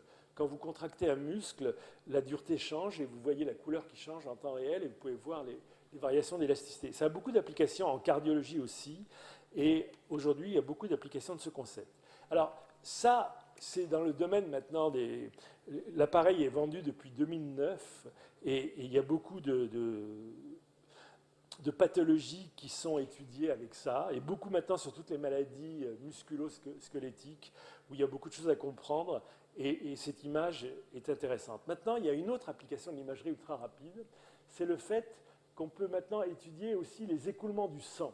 Les mouvements que vous voyez, il y a les mouvements vibratoires, c'est les ondes de cisaillement, et puis il y a aussi les mouvements des globules rouges qui circulent, et les globules rouges, c'est des tas de petits diffuseurs qui envoient des échos, et ça bouge. Et si ça bouge, si vous traquez le mouvement en faisant du Doppler, vous pouvez donner la vitesse des écoulements sanguins. Et en développant cet échographe ultra rapide, on a décidé de le mettre sur la tête de rat qu'on avait au début trépané. Et lorsqu'on mesure uniquement avec la même sonde, mais en utilisant le mode d'imagerie conventionnelle, où on fait 50 à 100 images par seconde, si vous regardez ce qui s'appelle l'activité Doppler du cerveau du rat, vous voyez vaguement ici qu'il y a pas mal de sang qui a circulé, mais vous ne voyez pas grand-chose ailleurs. Si vous passez en mode ultra rapide, ici c'est 20 000 images par seconde, parce qu'il n'y a que 2 cm d'aller-retour à traverser, et on peut aller à 20 000 images par seconde. Quand on traite ces données qui sont colossales, parce qu'on fait ça pendant des heures entières, on peut extraire pour chaque point le signal Doppler. Et là, lorsqu'on pose ça sur la tête du rat, on se met à voir ce qui s'appelle les colonnes corticales, et on voit énormément de vaisseaux apparaître à l'intérieur du rat. Et ce qui est le plus impressionnant, c'est la chose suivante, c'est que maintenant, c'est une technique très rapide. Vous pouvez mesurer, comme vous avez 20 000 images par seconde, vous pouvez mesurer des écoulements 5 à 10 fois par seconde.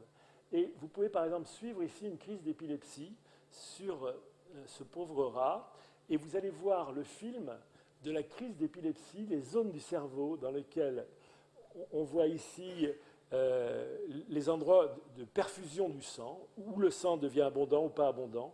C'est relié à des ondes qu'on appelle les ondes corticales.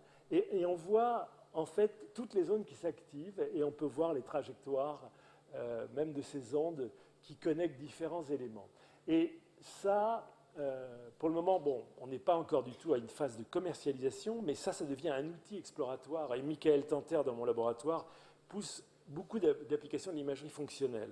Alors, ça, on est en train de le faire à 3 dimensions plutôt qu'à 2 dimensions, et on voit une foule d'informations. On a ici une image où la résolution spatiale, c'est 100 microns par 100 microns, et où 5 à 10 fois par seconde, on a l'activité du sang dans le cerveau. À comparer à l'IRM, où il faut rester 1 minute pratiquement pour voir une image apparaître. Ici, c'est une image dynamique, et qui a une très bonne résolution spatiale. Alors le problème, c'est qu'il faut enlever le crâne ou l'affiner.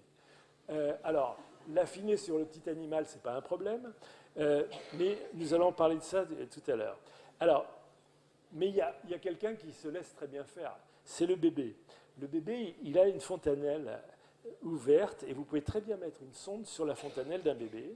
Et lorsqu'on met une sonde sur la fontanelle d'un bébé, alors je ne vais pas vous montrer tous les films qu'il y a, mais on voit d'un coup toute l'activité tout le système vasculaire du bébé, mais on le voit pulser, puisqu'on le voit 10 fois par seconde. On voit les zones qui s'alimentent, et on est en train de faire du fonctionnel sur le bébé. Alors que c'est très difficile de faire du fonctionnel en IRM, parce que le bébé est traumatisé par... pour le bébé, il y aura beaucoup de choses intéressantes qui viendront de cette imagerie fonctionnelle par ultrason. Alors, ça c'est une chose, ça c'est de l'imagerie. Mais rappelez-vous, le principe du retournement temporel, il vous disait la chose suivante. Même si vous avez des obstacles sur le parcours d'une onde acoustique, quand vous retournez le temps avec un vrai miroir, toutes les ondes reviennent en marche arrière au point d'où elles sont parties.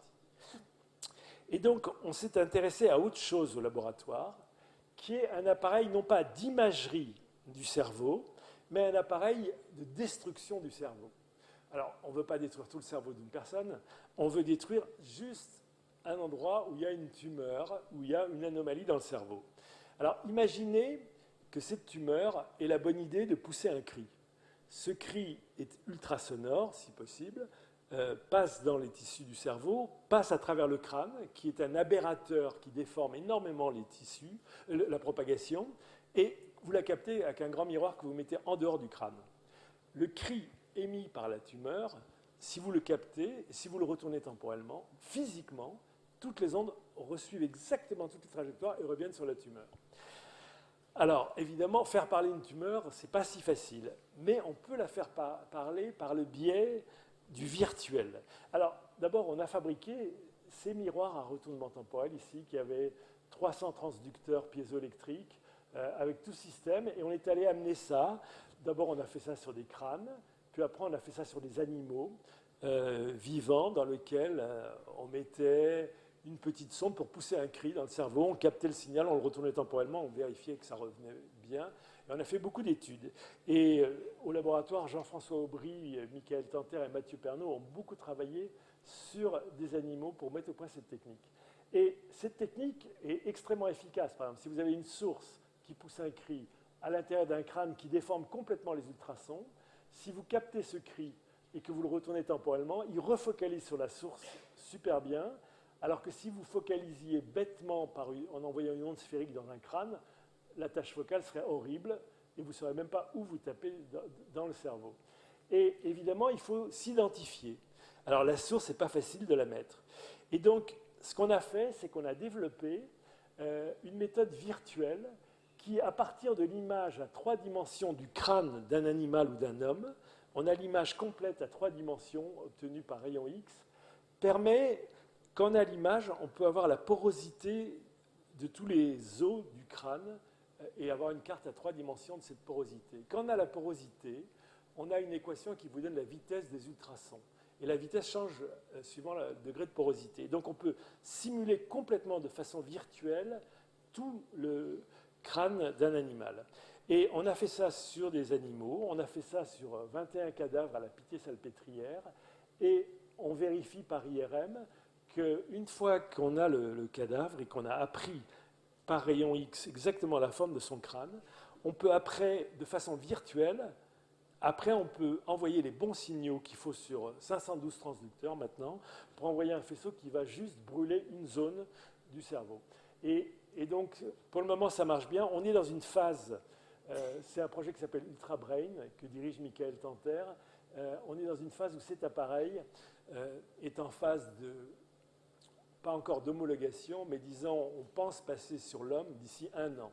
On démarrera par le traitement des tremblements essentiels, pas un traitement de tumeur, mais pour apprendre à détruire certaines zones de façon très ponctuelle.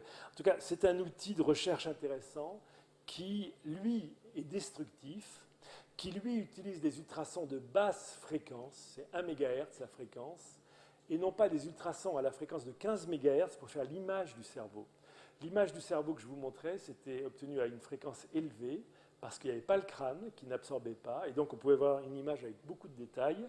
Ça, c'est un appareil plus de destruction, et cet appareil n'est pas encore abouti médicalement, mais la société Supersonic Imaging qu'on a créée est en train de pousser son développement. Alors, avant de terminer là-dessus, maintenant, je vous ai surtout parlé du retournement temporel des ondes acoustiques. Maintenant, en télécommunication, vous avez bien vu l'intérêt du retournement temporel des ondes acoustiques. Mais tous les jours, vous utilisez la voix pour parler, mais vous utilisez aussi votre téléphone. Et quand vous utilisez votre téléphone, en fait, ou les livebox, tout ce que vous faites, vous utilisez des ondes électromagnétiques. Et les ondes électromagnétiques, elles ont les mêmes propriétés d'invariance par renversement du temps. Tant que les ondes électromagnétiques ne sont pas transformées en chaleur, c'est ce qui arrive dans un four à micro-ondes, si elles se propagent sans transformation en chaleur, il y a toujours invariance par renversement du temps, il y a toujours cette fameuse dérivée seconde par rapport au temps. Et donc, on s'est dit, pourquoi ne pas essayer de faire du retournement temporel des ondes électromagnétiques émises par les petits téléphones portables? Et on a fabriqué des miroirs à retournement temporel avec ici 8 petites antennes.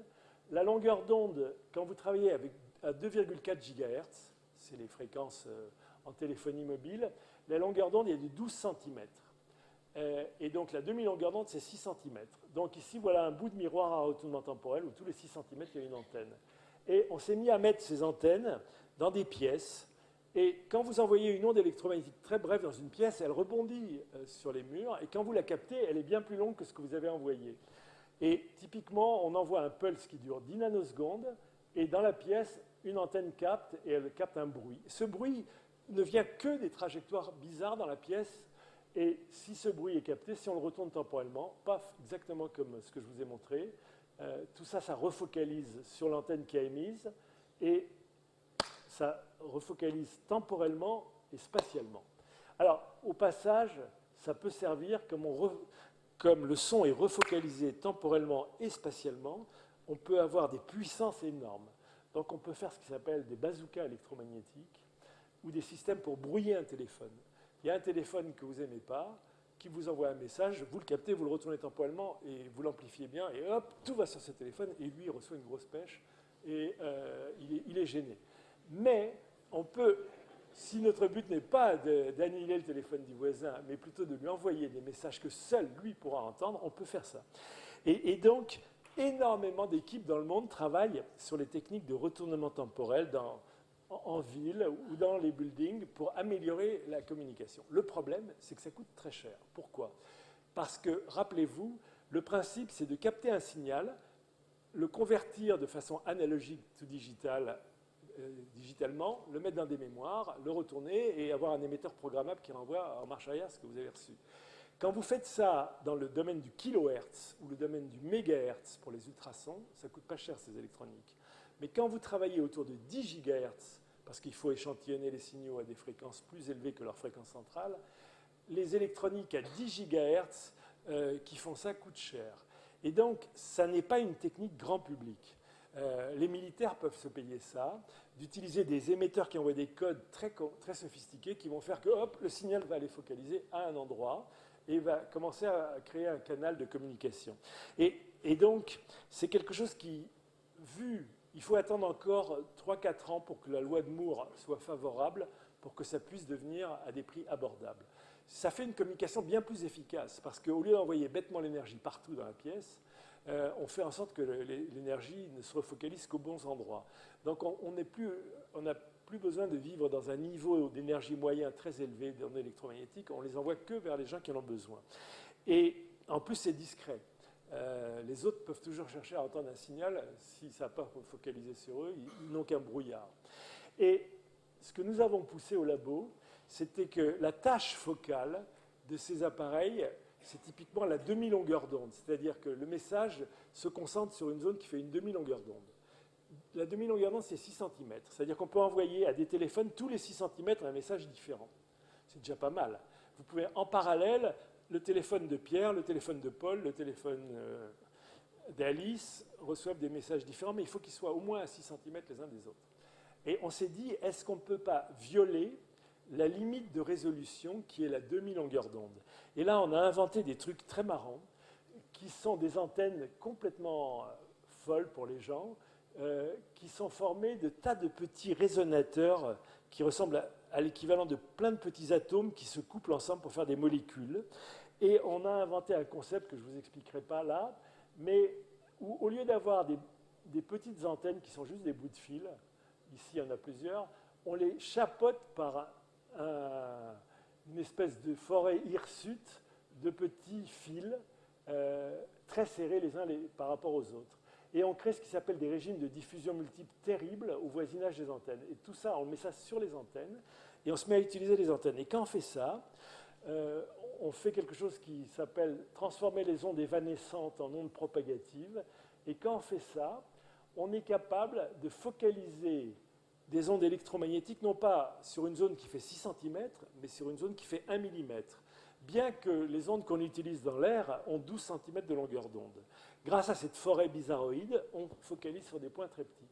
Et on a développé des systèmes pour envoyer à des tas de petites antennes des signaux différents. L'antenne émettrice est loin. Chaque petite antenne ici, qui est une espèce de petite boucle, de petit résonateur, reçoit un signal différent des autres. Et on peut envoyer des messages différents à chaque antenne. Et on a développé une société qui s'appelle Time Reversal Communication pour faire de la communication discrète à haut débit. Et malheureusement, c'est trop cher comme technique. Et cette société ne va pas bien. Bull l'a racheté, Bull étant lui-même racheté par une autre société. Et c'est quelque chose où la France va perdre l'avance qu'on avait au moins venant du labo, parce que maintenant le nombre de concurrents dans les pays asiatiques sur les techniques de retournement temporel électromagnétique va faire que eux auront plus de facilité que nous à imposer peut-être une solution un peu grand public pour plus tard. Alors, j'ai dit ça. Alors, je vais faire une conclusion, mais en fait qui est une fausse... Ah zut, alors, il a cédé. Ouais, alors là, ouais, en tout cas, il me dit que je n'ai pas le droit de continuer. Attendez, on va voir. Oui, vous voyez que je ne suis pas vraiment un spécialiste d'informatique. Excusez-moi, je reviens en arrière. Non, parce que je voudrais vous montrer quand même deux, trois autres choses. Moi, j'ai dû dépasser mon temps, non? Non, je vous en prie. Ça va? D'accord. Bon, alors, là, je pourrais dire déjà une chose. Si ça donne... Oui. Ben voilà l'endroit où j'étais il y a quelques jours. Bon, alors... Vous avez été refocalisé. La pluridisciplinarité est une fantastique source d'invention. Bon, vous avez vu, là, on a fait vraiment une recherche pluridisciplinaire. On est parti de jolis concepts de physique. En particulier, on a démontré que dans les cavités qui avaient des propriétés ergodiques ou chaotiques, c'était beaucoup plus facile de retourner temporellement les ondes que dans des espaces simples. Il y a beaucoup de belles physiques sur pourquoi le retournement temporel marche, pourquoi il est bien plus facile de faire revivre à une onde sa vie passée. Et une fois qu'on a compris ça, on s'est dit, mais ça peut peut-être servir à quelque chose. Et donc, on a poussé chaque application. Il y en a qui ont été des échecs. L'appareil qu'on a fabriqué avec une société qui s'appelle Technomed pour casser les calculs rénaux était super efficace. Mais on l'a fabriqué en 1989.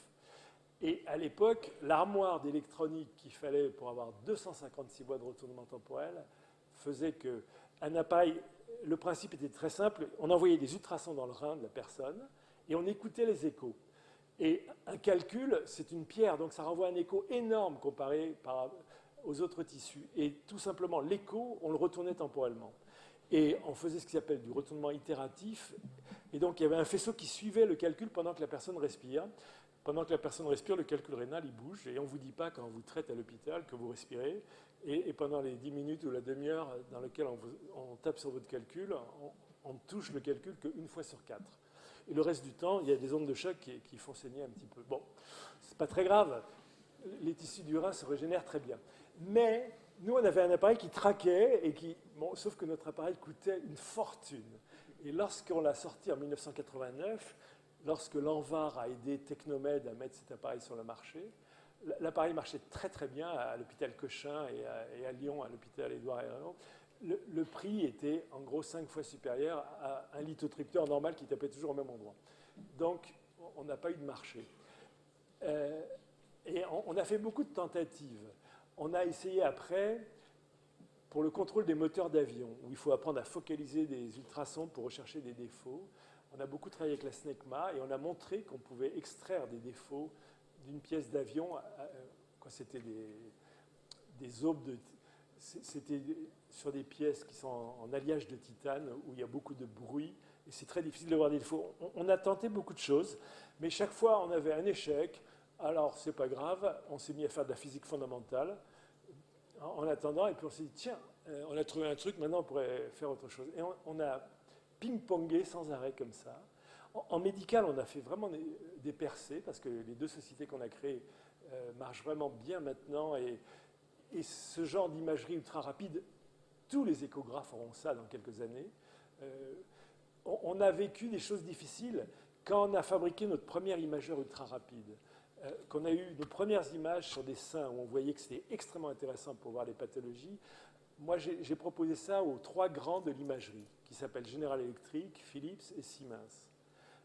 Ils nous ont tous ricané, ils ont dit oh, 10 000 images par seconde, voir l'élasticité, ça ne sert à rien. Tant que vous n'avez pas 10 000 patientes, où vous montrez que ça marche, on n'ira pas. Donc on n'a pas eu d'autre choix que de créer notre propre société. Et en fait, on l'a créée avec des anciens des Français qui étaient chez Philips aux États-Unis. Et c'est seulement quand la start-up a fabriqué le produit, qu'on a démontré que c'était utile, que maintenant les 3 grands veulent leur acheter la start-up. Bon, hein, on verra ce que ça donne, mais disons, l'histoire est intéressante. Il faut surtout s'accrocher, rebondir. C'est un principe assez universel qui marche pour tout type d'onde. Et puis maintenant, les gens, sur la lumière, c'est plus dur de faire du vrai retournement temporel parce que les ondes lumineuses, on sait très bien quand elles sont monochromatiques, c'est-à-dire quand elles sont sinusoïdales, les conjuguer, ça c'est pas trop dur, mais une onde qui temporellement évolue très vite, c'est très dur de la retourner temporellement. Et il y a plusieurs équipes dans le monde qui ont fait des manips de retournement temporel ces dernières années, ou des pulses de lumière très brefs qui rentrent dans un milieu diffusif, qui deviennent très longs dans le temps, repartent en marche arrière et se recompressent temporellement et spatialement. Bon, donc il y a beaucoup d'universalité dans le concept de renversement du temps, et je vous ai montré quelques-unes de ces applications. Voilà. Donc j'ai poursuivi après la conclusion.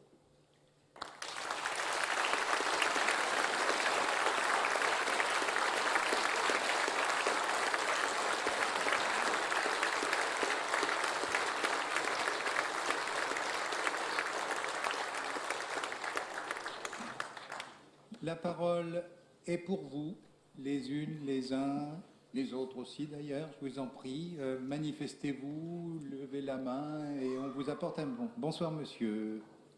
Alors appuyez sur le bouton rouge. Oui, voilà. j'ai appuyé, oui. Merci pour votre exposé. Alors ma question est la suivante. Pourquoi plus le milieu de propagation est complexe et chaotique, plus les tâches de diffraction après retournement sont-elles fines et propres? Oui, alors, il y a un grand principe en théorie des antennes.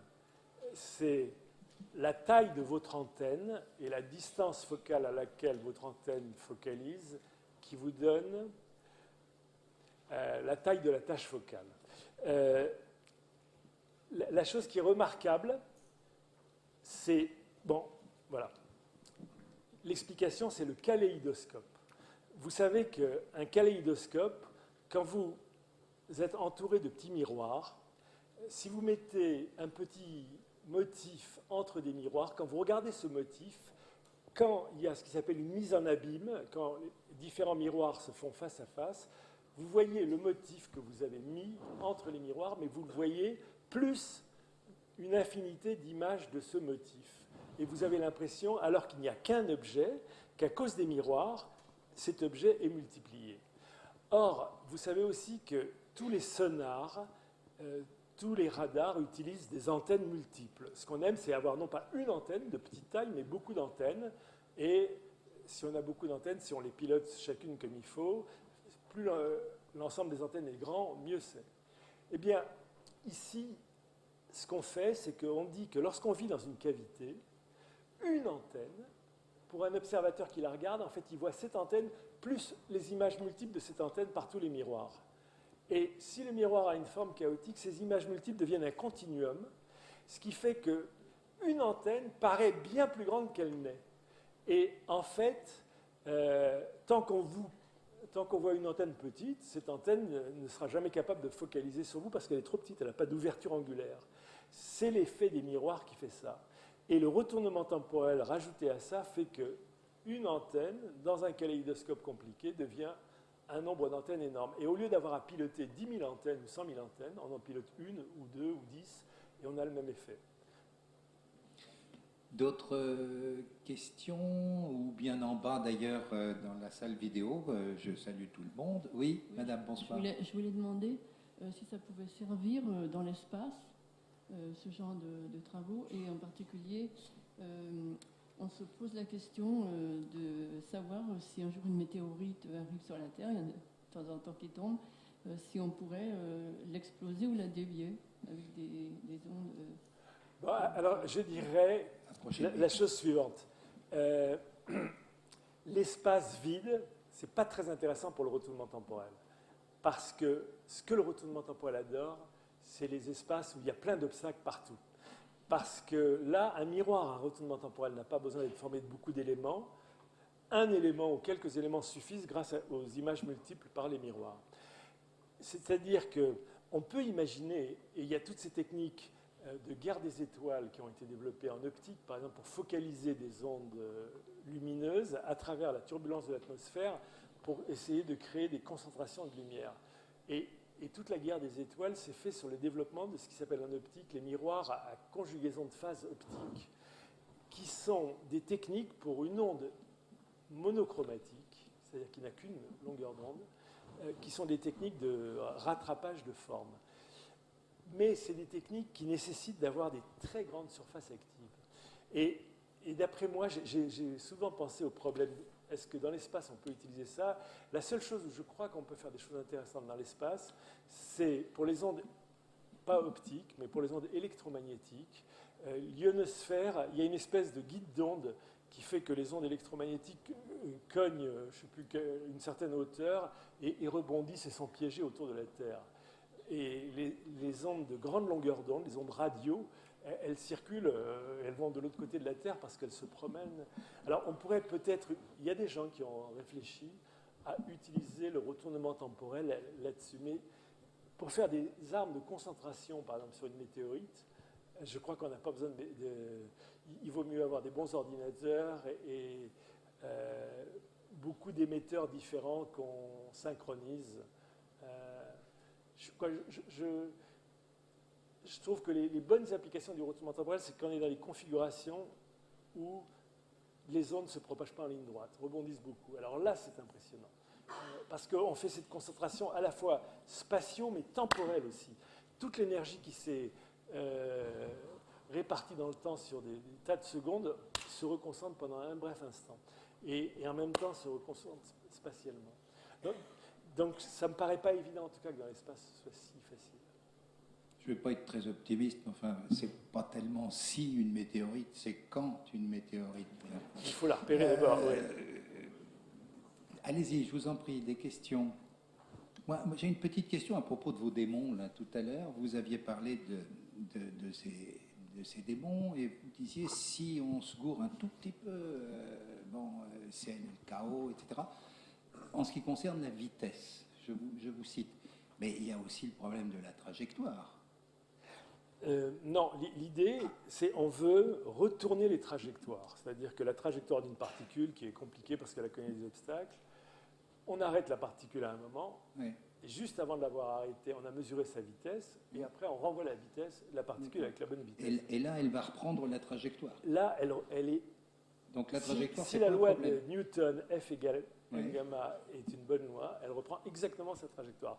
Par contre, alors s'il n'y a qu'une particule, si on fait une petite erreur, la trajectoire ne subira peut-être pas beaucoup de problèmes. Mais quand on a des tas de particules toutes petites, il suffit que les deux particules qui s'étaient cognées à un moment n'arrivent plus exactement au même endroit Oui, puis c'est foutu. en même temps, comme elles sont infiniment petites ou très très petites, c'est foutu. Tout le système explose. Et ça, c'est ce qu'on appelle la dynamique non linéaire de beaucoup de particules. Une toute petite chose... C'est pas très intuitif, hein, quand on prend l'analogie des boules de billard. On se dit, si je ne fais qu'arrêter la boule et la renvoyer, entre guillemets, dans l'autre sens, malgré tout, il faut que ce soit bien dans l'axe où elle est arrivée, Alors, l'analogie des boules de billard est très intéressante. Si vous jouez dans un billard rectangulaire, si vous envoyez une boule dans une certaine direction et que vous regardez comment elle rebondit. Elle va rebondir plusieurs fois. Si vous essayez de la retourner temporellement une seule boule de billard, vous y arriverez pas mal.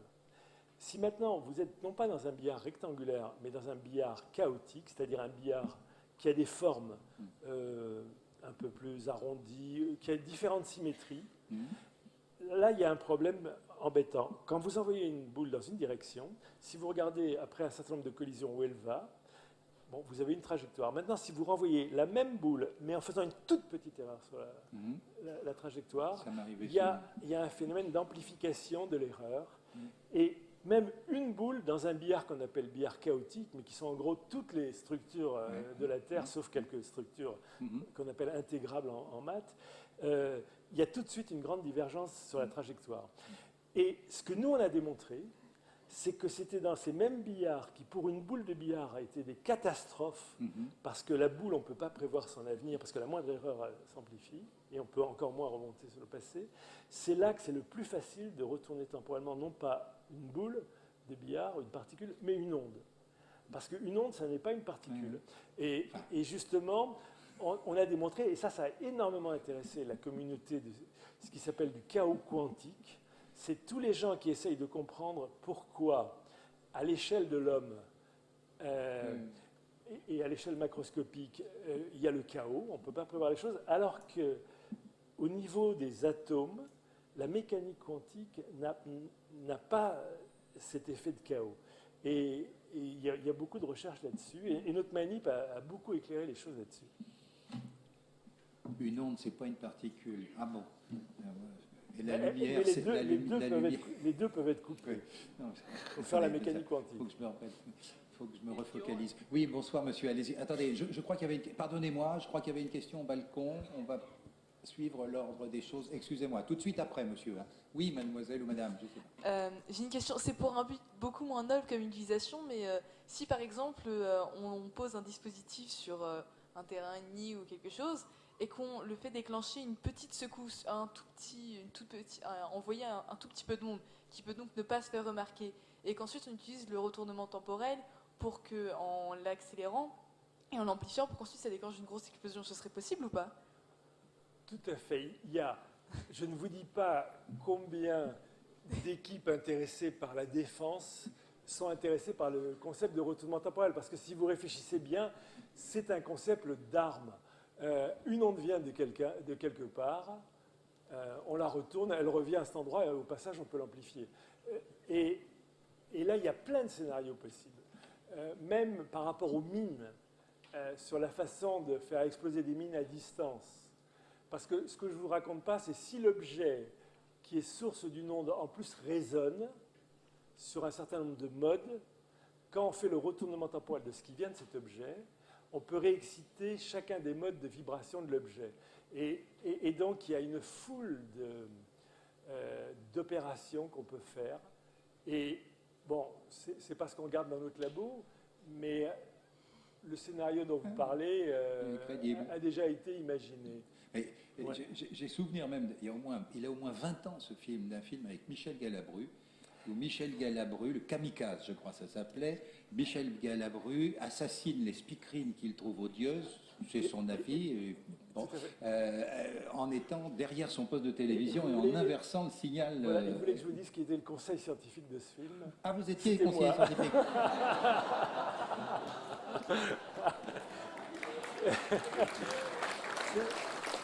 C'était un film dont Luc Besson s'était occupé.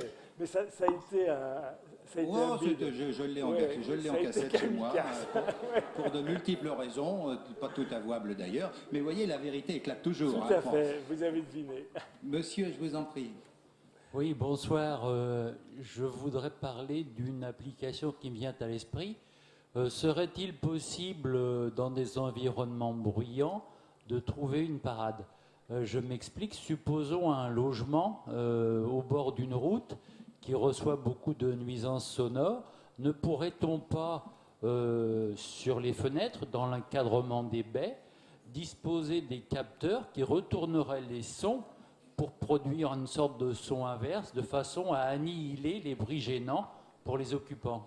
Des peintures à immeubles, retournement... Non, il y a beaucoup de techniques d'anti-bruit.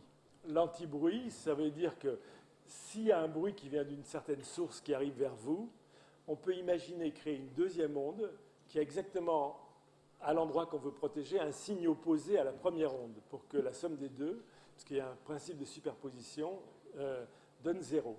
Et il y a des casques très efficaces pour faire de l'anti-bruit, où il y a une deuxième onde émise pour annihiler un autre bruit. Le retournement temporel ne détruit pas la source du bruit. Il peut être marié à ces techniques, mais le retournement temporel, moi je pensais plutôt quand il y a un motard qui passe dans la rue en faisant un bruit d'enfer, si on lui retourne temporellement son bruit, on peut se mettre à faire vibrer ça. Ouais, et je vais vous dire, le truc qu'on est en train de regarder aujourd'hui... Ça, c'est une bonne idée, comme le film de Galabru, moi, je trouve. Et le truc qu'on est en train de regarder aujourd'hui, c'est est-ce qu'on ne peut pas faire un système pour chasser les moustiques par retournement temporel? Il n'y a rien de plus infernal que le bruit du moustique qui s'approche de vous et vous ne pouvez rien faire. Et plus il s'approche, plus il en prend sur la tête. Et peut-être qu'il ne viendra pas. Et on est en train de regarder si on ne peut pas faire un mur anti-moustique qui, à travers le bruit des moustiques, en lui renvoyant plus fort, le déstabilise. À moins qu'il réponde à un appel de la femelle ou du mâle. Enfin, Voilà, non mais en fait, on ne peut pas vraiment résoudre les problèmes d'anti-bruit, mais par contre, on peut renvoyer vers certaines sources de bruit, un surbruit qui va finir par gêner la source de bruit pour la détraquer ou pour faire des choses comme ça, quoi. Oui, mais en général, ce que vous dites s'applique difficilement sur des bruits très complexes qui sont des mélanges de sons très simples. Pas obligatoirement. Tout ce que j'ai dit marche, même si les signaux contiennent énormément de fréquences différentes. Et le retournement temporel marche d'autant mieux que le signal a un spectre large. On démontre qu'il y a un concept de degré de liberté spectrale. Et plus vous envoyez un signal à spectre large, plus une antenne unique se comportera comme beaucoup d'antennes. Et c'est le fait d'avoir des sons composés de beaucoup de fréquences n'est pas un problème pour le retournement temporel. Ce qui est un problème, c'est que c'est pas parce que vous renvoyez le son sur la source de bruit que vous bloquez la source de bruit. Oui. Et donc vous renvoyez quelque chose vers la source de bruit, mais la source de bruit, si elle est suffisamment puissante, elle domine. Par exemple, on y avait pensé pour les séismes. Si on retournait temporellement ce qui vient d'un séisme pour le renvoyer vers la faille, bon, on peut peut-être refermer la faille, mais trop tard. Et en même temps, il faut envoyer au moins autant d'énergie que ce que le tremblement de terre a envoyé. Donc, on n'a quand même pas des réponses faciles. Mais bon, ça peut aider pour faire des raisonnements sur la façon de contrôler le champ d'onde. Allez bosser là-dessus, monsieur. Peut-être vous allez pouvoir faire une start-up. Je suis bien sûr que ça marchera pour les nuisances sonores. Je vous en prie. Alors, moi j'ai une petite question. Moi, depuis le début de votre intervention, fantastiquement, très très intéressante et tout, mais j'ai du mal à bien comprendre le retournement temporel. En fait, il n'y a pas de retournement temporel. Il y a retour à l'envoyeur, mais il n'y a pas de... On est d'accord. Il n'y a pas de voyage dans le passé, ça ne sert à rien pour les rides, etc. etc. Vous parliez tout à l'heure du cri de la tumeur le soir au fond des crânes. Là, ça va effectivement peut-être pouvoir apporter beaucoup de bénéfices, mais autrement, ce n'est pas un retournement temporel. On n'a pas dit que c'était une machine à remonter le temps. Non, c'est vrai. Il y a eu un problème de terminologie qu'il a fallu que je choisisse au départ. Comment on appelle une technique qui fait revivre à des tas de trajectoires, la trajectoire inverse, ou à une onde, les étapes de sa vie passée? Du rembobinage. On peut l'appeler du rembobinage, mais en fait, ce n'est pas une technique où on peut, par exemple, régler le truc pour se retrouver 30 ans en arrière. C'est quelque chose où il faut recréer une nouvelle condition initiale et attendre le même temps que s'est déroulé le phénomène pour retrouver l'onde dans l'état où elle était quand elle est née. Et donc, en gros, on pourrait quand même penser que si vous étiez fait de milliards et de milliards de particules insécables qui toutes ont un temps de vie éternel, qui aucune ne peut se détruire parce que c'est les particules de base, si on savait prendre toutes les particules de votre corps à un moment donné étant isolées de toutes les interactions avec le reste de l'espace, et si on renversait les vecteurs vitesse, on vous verrait rajeunir. Mais sauf que la moindre erreur, Oui, non, au lieu de vous recréer bébé, Non, ça sera un monstre. on se calme. On attendra un petit peu. Voilà. D'autres, allez-y, je vous en prie. Oui, monsieur, bonsoir. Oui, bonsoir. Vous parlez de caractérisation d'écoulement. Les écoulements, il faut que ce soit un liquide qui soit ensemencé. Si c'est un liquide qui est... Oui, quand on fait de l'échographie, si on veut voir la caractérisation d'un écoulement dans un liquide, si c'est un liquide homogène, il n'y a pas d'écho. Il faut que le liquide soit ensemencé, comme vous dites, de petites particules pour qu'elles renvoient des échos, ce qui est le cas des globules rouges dans le sang. Les globules rouges, c'est une structure de petits diffuseurs qui bougent. Et donc, les globules rouges, pour les ultrasons, c'est comme un ensemencement de particules dans un liquide. Maintenant, dans un liquide homogène, sans particules, le retournement temporel des ondes acoustiques ne fait rien d'intéressant. Mais s'il y a des gradients de température dans un liquide, est-ce que là, on peut voir des... Oui. S'il y a des gradients de température qui entraînent des gradients de vitesse, on peut le voir. Mais je n'ai pas compris, parce que je n'ai pas parlé de caractérisation d'écoulement. La seule chose que j'ai dit dans mon topo, c'est que quand on fait 10 000 images par seconde de l'intérieur du corps humain, ça peut servir soit à avoir des mouvements vibratoires, où on voit les tissus bouger, et donc les échos qui bougent, soit à voir aussi les petits globules rouges qui se déplacent entre chaque tir consécutif. Et donc on voit un signal qui peut donner lieu à ce qui s'appelle une composante Doppler. Mais pour moi, c'était des liquides qui contenaient des particules. Oups là, oui, ça marche. Non, mais c'est moi effectivement qui parle de ça, mais parce que ça m'intéresse. Ah oui. Alors on peut... un liquide donc, où il y aurait des... Bon, alors voilà, une bonne question. La question est importante parce qu'on a fait une très jolie publication là-dessus. Quand vous envoyez une onde acoustique dans un liquide en mouvement, le mouvement, ça peut être un vortex, par exemple, un tourbillon. L'onde acoustique se promène dans un tourbillon et vous la captez avec un miroir à retournement temporel et vous la retournez temporellement.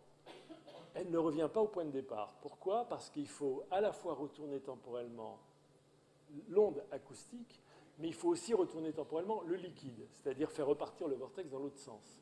Et on a développé une méthode pour mesurer des écoulements très faibles en faisant du ping-pong entre deux miroirs à retournement temporel. Un premier envoie une onde que reçoit le deuxième. Il la retourne, il la renvoie. Et s'il y a un liquide qui tourne très doucement, à chaque aller-retour, l'onde, par exemple, si elle venait d'un point, elle se met à se décaler, à se décaler, à se décaler. Et en fait, ça ressemble à un phénomène très intéressant en mécanique quantique qui s'appelle les dislocations de Aharonov-Bohm. Et c'est relié à... En mécanique quantique, ce problème se pose quand vous observez un électron qui se promène dans un champ magnétique. Et quand vous voulez, au niveau de la mécanique quantique, prévoir comment la fonction d'onde associée à l'électron est perturbée par le champ magnétique, vous démontrez que vous disloquez la fonction d'onde d'une certaine façon et qu'il y a irréversibilité. Et on exploite ça.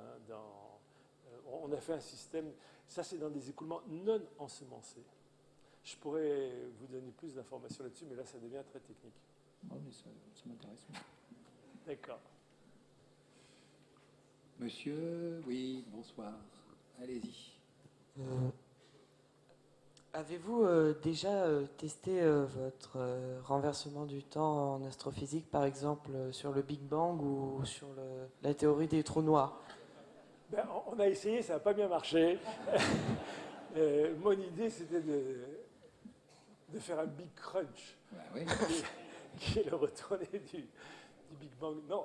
Alors, imaginez qu'au bord de l'univers, il y ait un grand miroir à retournement temporel qui stocke la fonction d'onde quantique de l'univers et qui, à un moment donné, décide de la renvoyer en marche arrière. Peut-être que ça fera ça. Mais nous n'avons rien testé.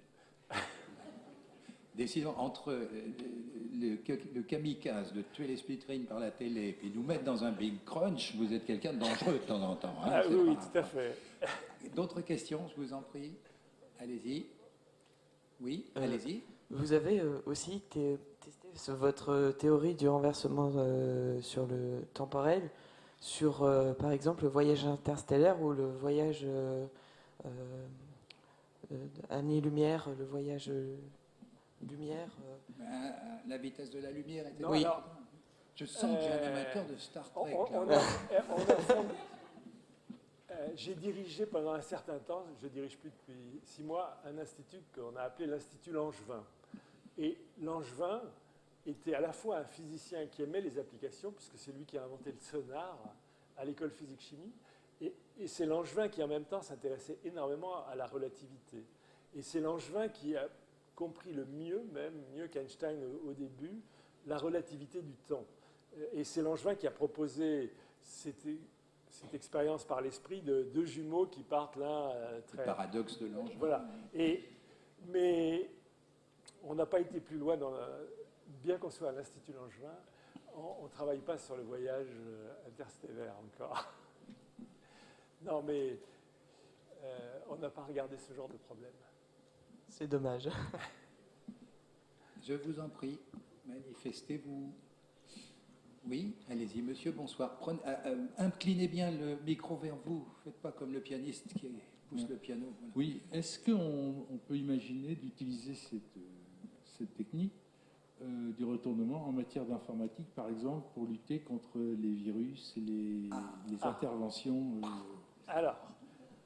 sur nos ordinateurs? Alors, il faut savoir que parmi les très nombreuses applications du retournement temporel, aujourd'hui, dans les réseaux électriques, pour comprendre les endroits où il se passe des problèmes dans le réseau électrique, les gens utilisent les techniques de retournement temporel. À l'EPFL, il y a tout un groupe qui a travaillé là-dessus. Ça, c'est à l'École polytechnique de Lausanne. Et il y a pas mal Alstom, d'autres gens sont intéressés par les techniques de retournement temporel pour essayer de localiser la panne. Maintenant, pour localiser là où le mec injecte son virus pour lui renvoyer le contre-virus, je ne sais pas.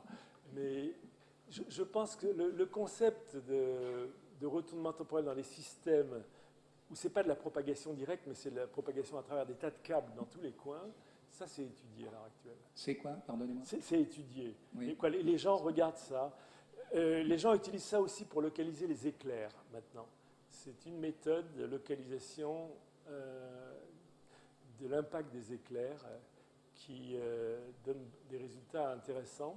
Mais ce que j'ai vu pas mal apparaître, j'ai jamais lu bien ces articles, mais c'est vraiment sur tous les gens qui s'intéressent à la grille des connexions, quand il y a quelque chose qui ne va pas, comment repérer l'endroit où ça ne va pas et comment faire. Et les techniques de retournement temporel sont utilisées maintenant.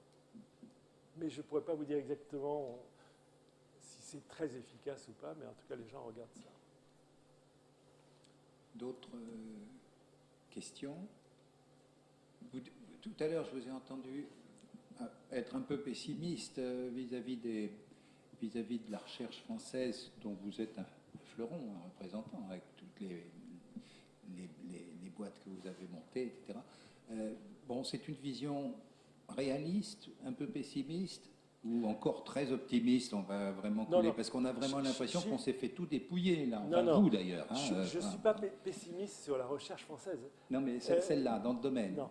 La recherche française est de très très grande qualité pour un pays de notre taille. En physique, en biologie, en beaucoup de domaines, on a des équipes de grand luxe. Et vraiment, les cerveaux français marchent bien. Je suis un plus pessimiste sur le passage de cette recherche à l'application. Et quand ce passage réussit, sur la durée de vie des start-up qu'on crée, et en particulier sur le fait qu'elles ne restent pas françaises. Et ça, c'est un petit peu... On a un système qui est pas mal pour créer les startups en France. C'est-à-dire qu'il y a des aides de l'État. Si vous voulez créer une start-up, ce n'est pas trop difficile. Il y a beaucoup de paperasse, mais vous pouvez avoir de l'argent et quelques avantages. Le problème, c'est que dès que votre start-up dépasse une certaine taille, vous devez avoir un comité d'entreprise, un certain nombre de choses et tout qui font, et vous n'avez plus les mêmes avantages fiscaux. Et je vois, en gros, toutes les sociétés qu'on a créées, la seule qui a 130 personnes aujourd'hui, Supersonic, pour eux, ils ne vont pas pouvoir rester français à cause de ce que leur impose le passage à 100 personnes, parce qu'il y a beaucoup moins d'avantages. L'Allemagne, la force de l'Allemagne, c'est les sociétés de taille intermédiaire, les ETI qui ont entre 1000 et quelques milliers de personnes. En France, on crée des startups, pas mal, aucune ne devient grande. Et nos grands groupes ne rachètent pratiquement jamais des startups françaises. Ils préfèrent acheter des startups étrangères. Et donc, le problème de la survie d'une boîte au-delà de 100 personnes, une boîte de technologie innovante, est très dur. On est condamné au nanisme. En imagerie médicale, on avait une grande boîte qui était la CGR, qui appartenait au groupe Thomson. Et en 1983, le génie qui dirigeait Thomson a échangé la CGR, qui était toute l'activité d'imagerie médicale française, contre RCA, qui fabriquait des tubes de télévision. Et résultat, on a perdu un énorme fleuron d'imagerie médicale et on n'a jamais réussi en télévision. Et on a fait des très grosses erreurs. Et aujourd'hui, un peu le but, moi, que je m'étais fixé à partir du labo, c'est qu'on recrée une industrie d'imagerie médicale en France. Et c'est dur. Bon, 130 personnes, est-ce qu'ils vont réussir à tenir par rapport aux grands qui veulent les bouffer maintenant? Est-ce que l'État est capable de nous aider à devenir grand?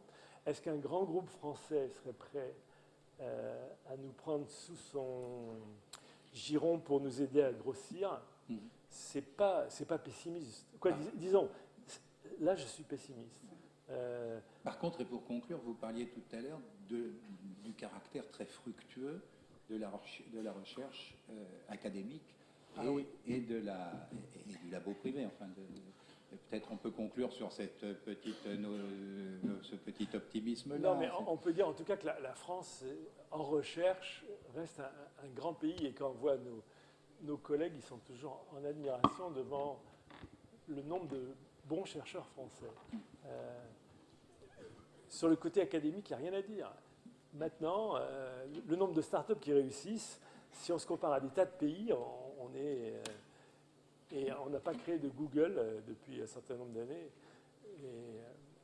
Bon, il n'y a pas que ça, mais bien, pour l'emploi, ça peut tirer des choses vers l'optimisme outrancier et à tout va. Voilà, c'est un constat, en espérant que ça change. Nous nous retrouverons le 29 janvier, si vous le voulez bien, et nous irons en orbite, je crois, puisque nous aurons un astronaute sur notre, j'allais dire sur notre plateau, non, dans notre salle. Et puis je voudrais qu'on remercie.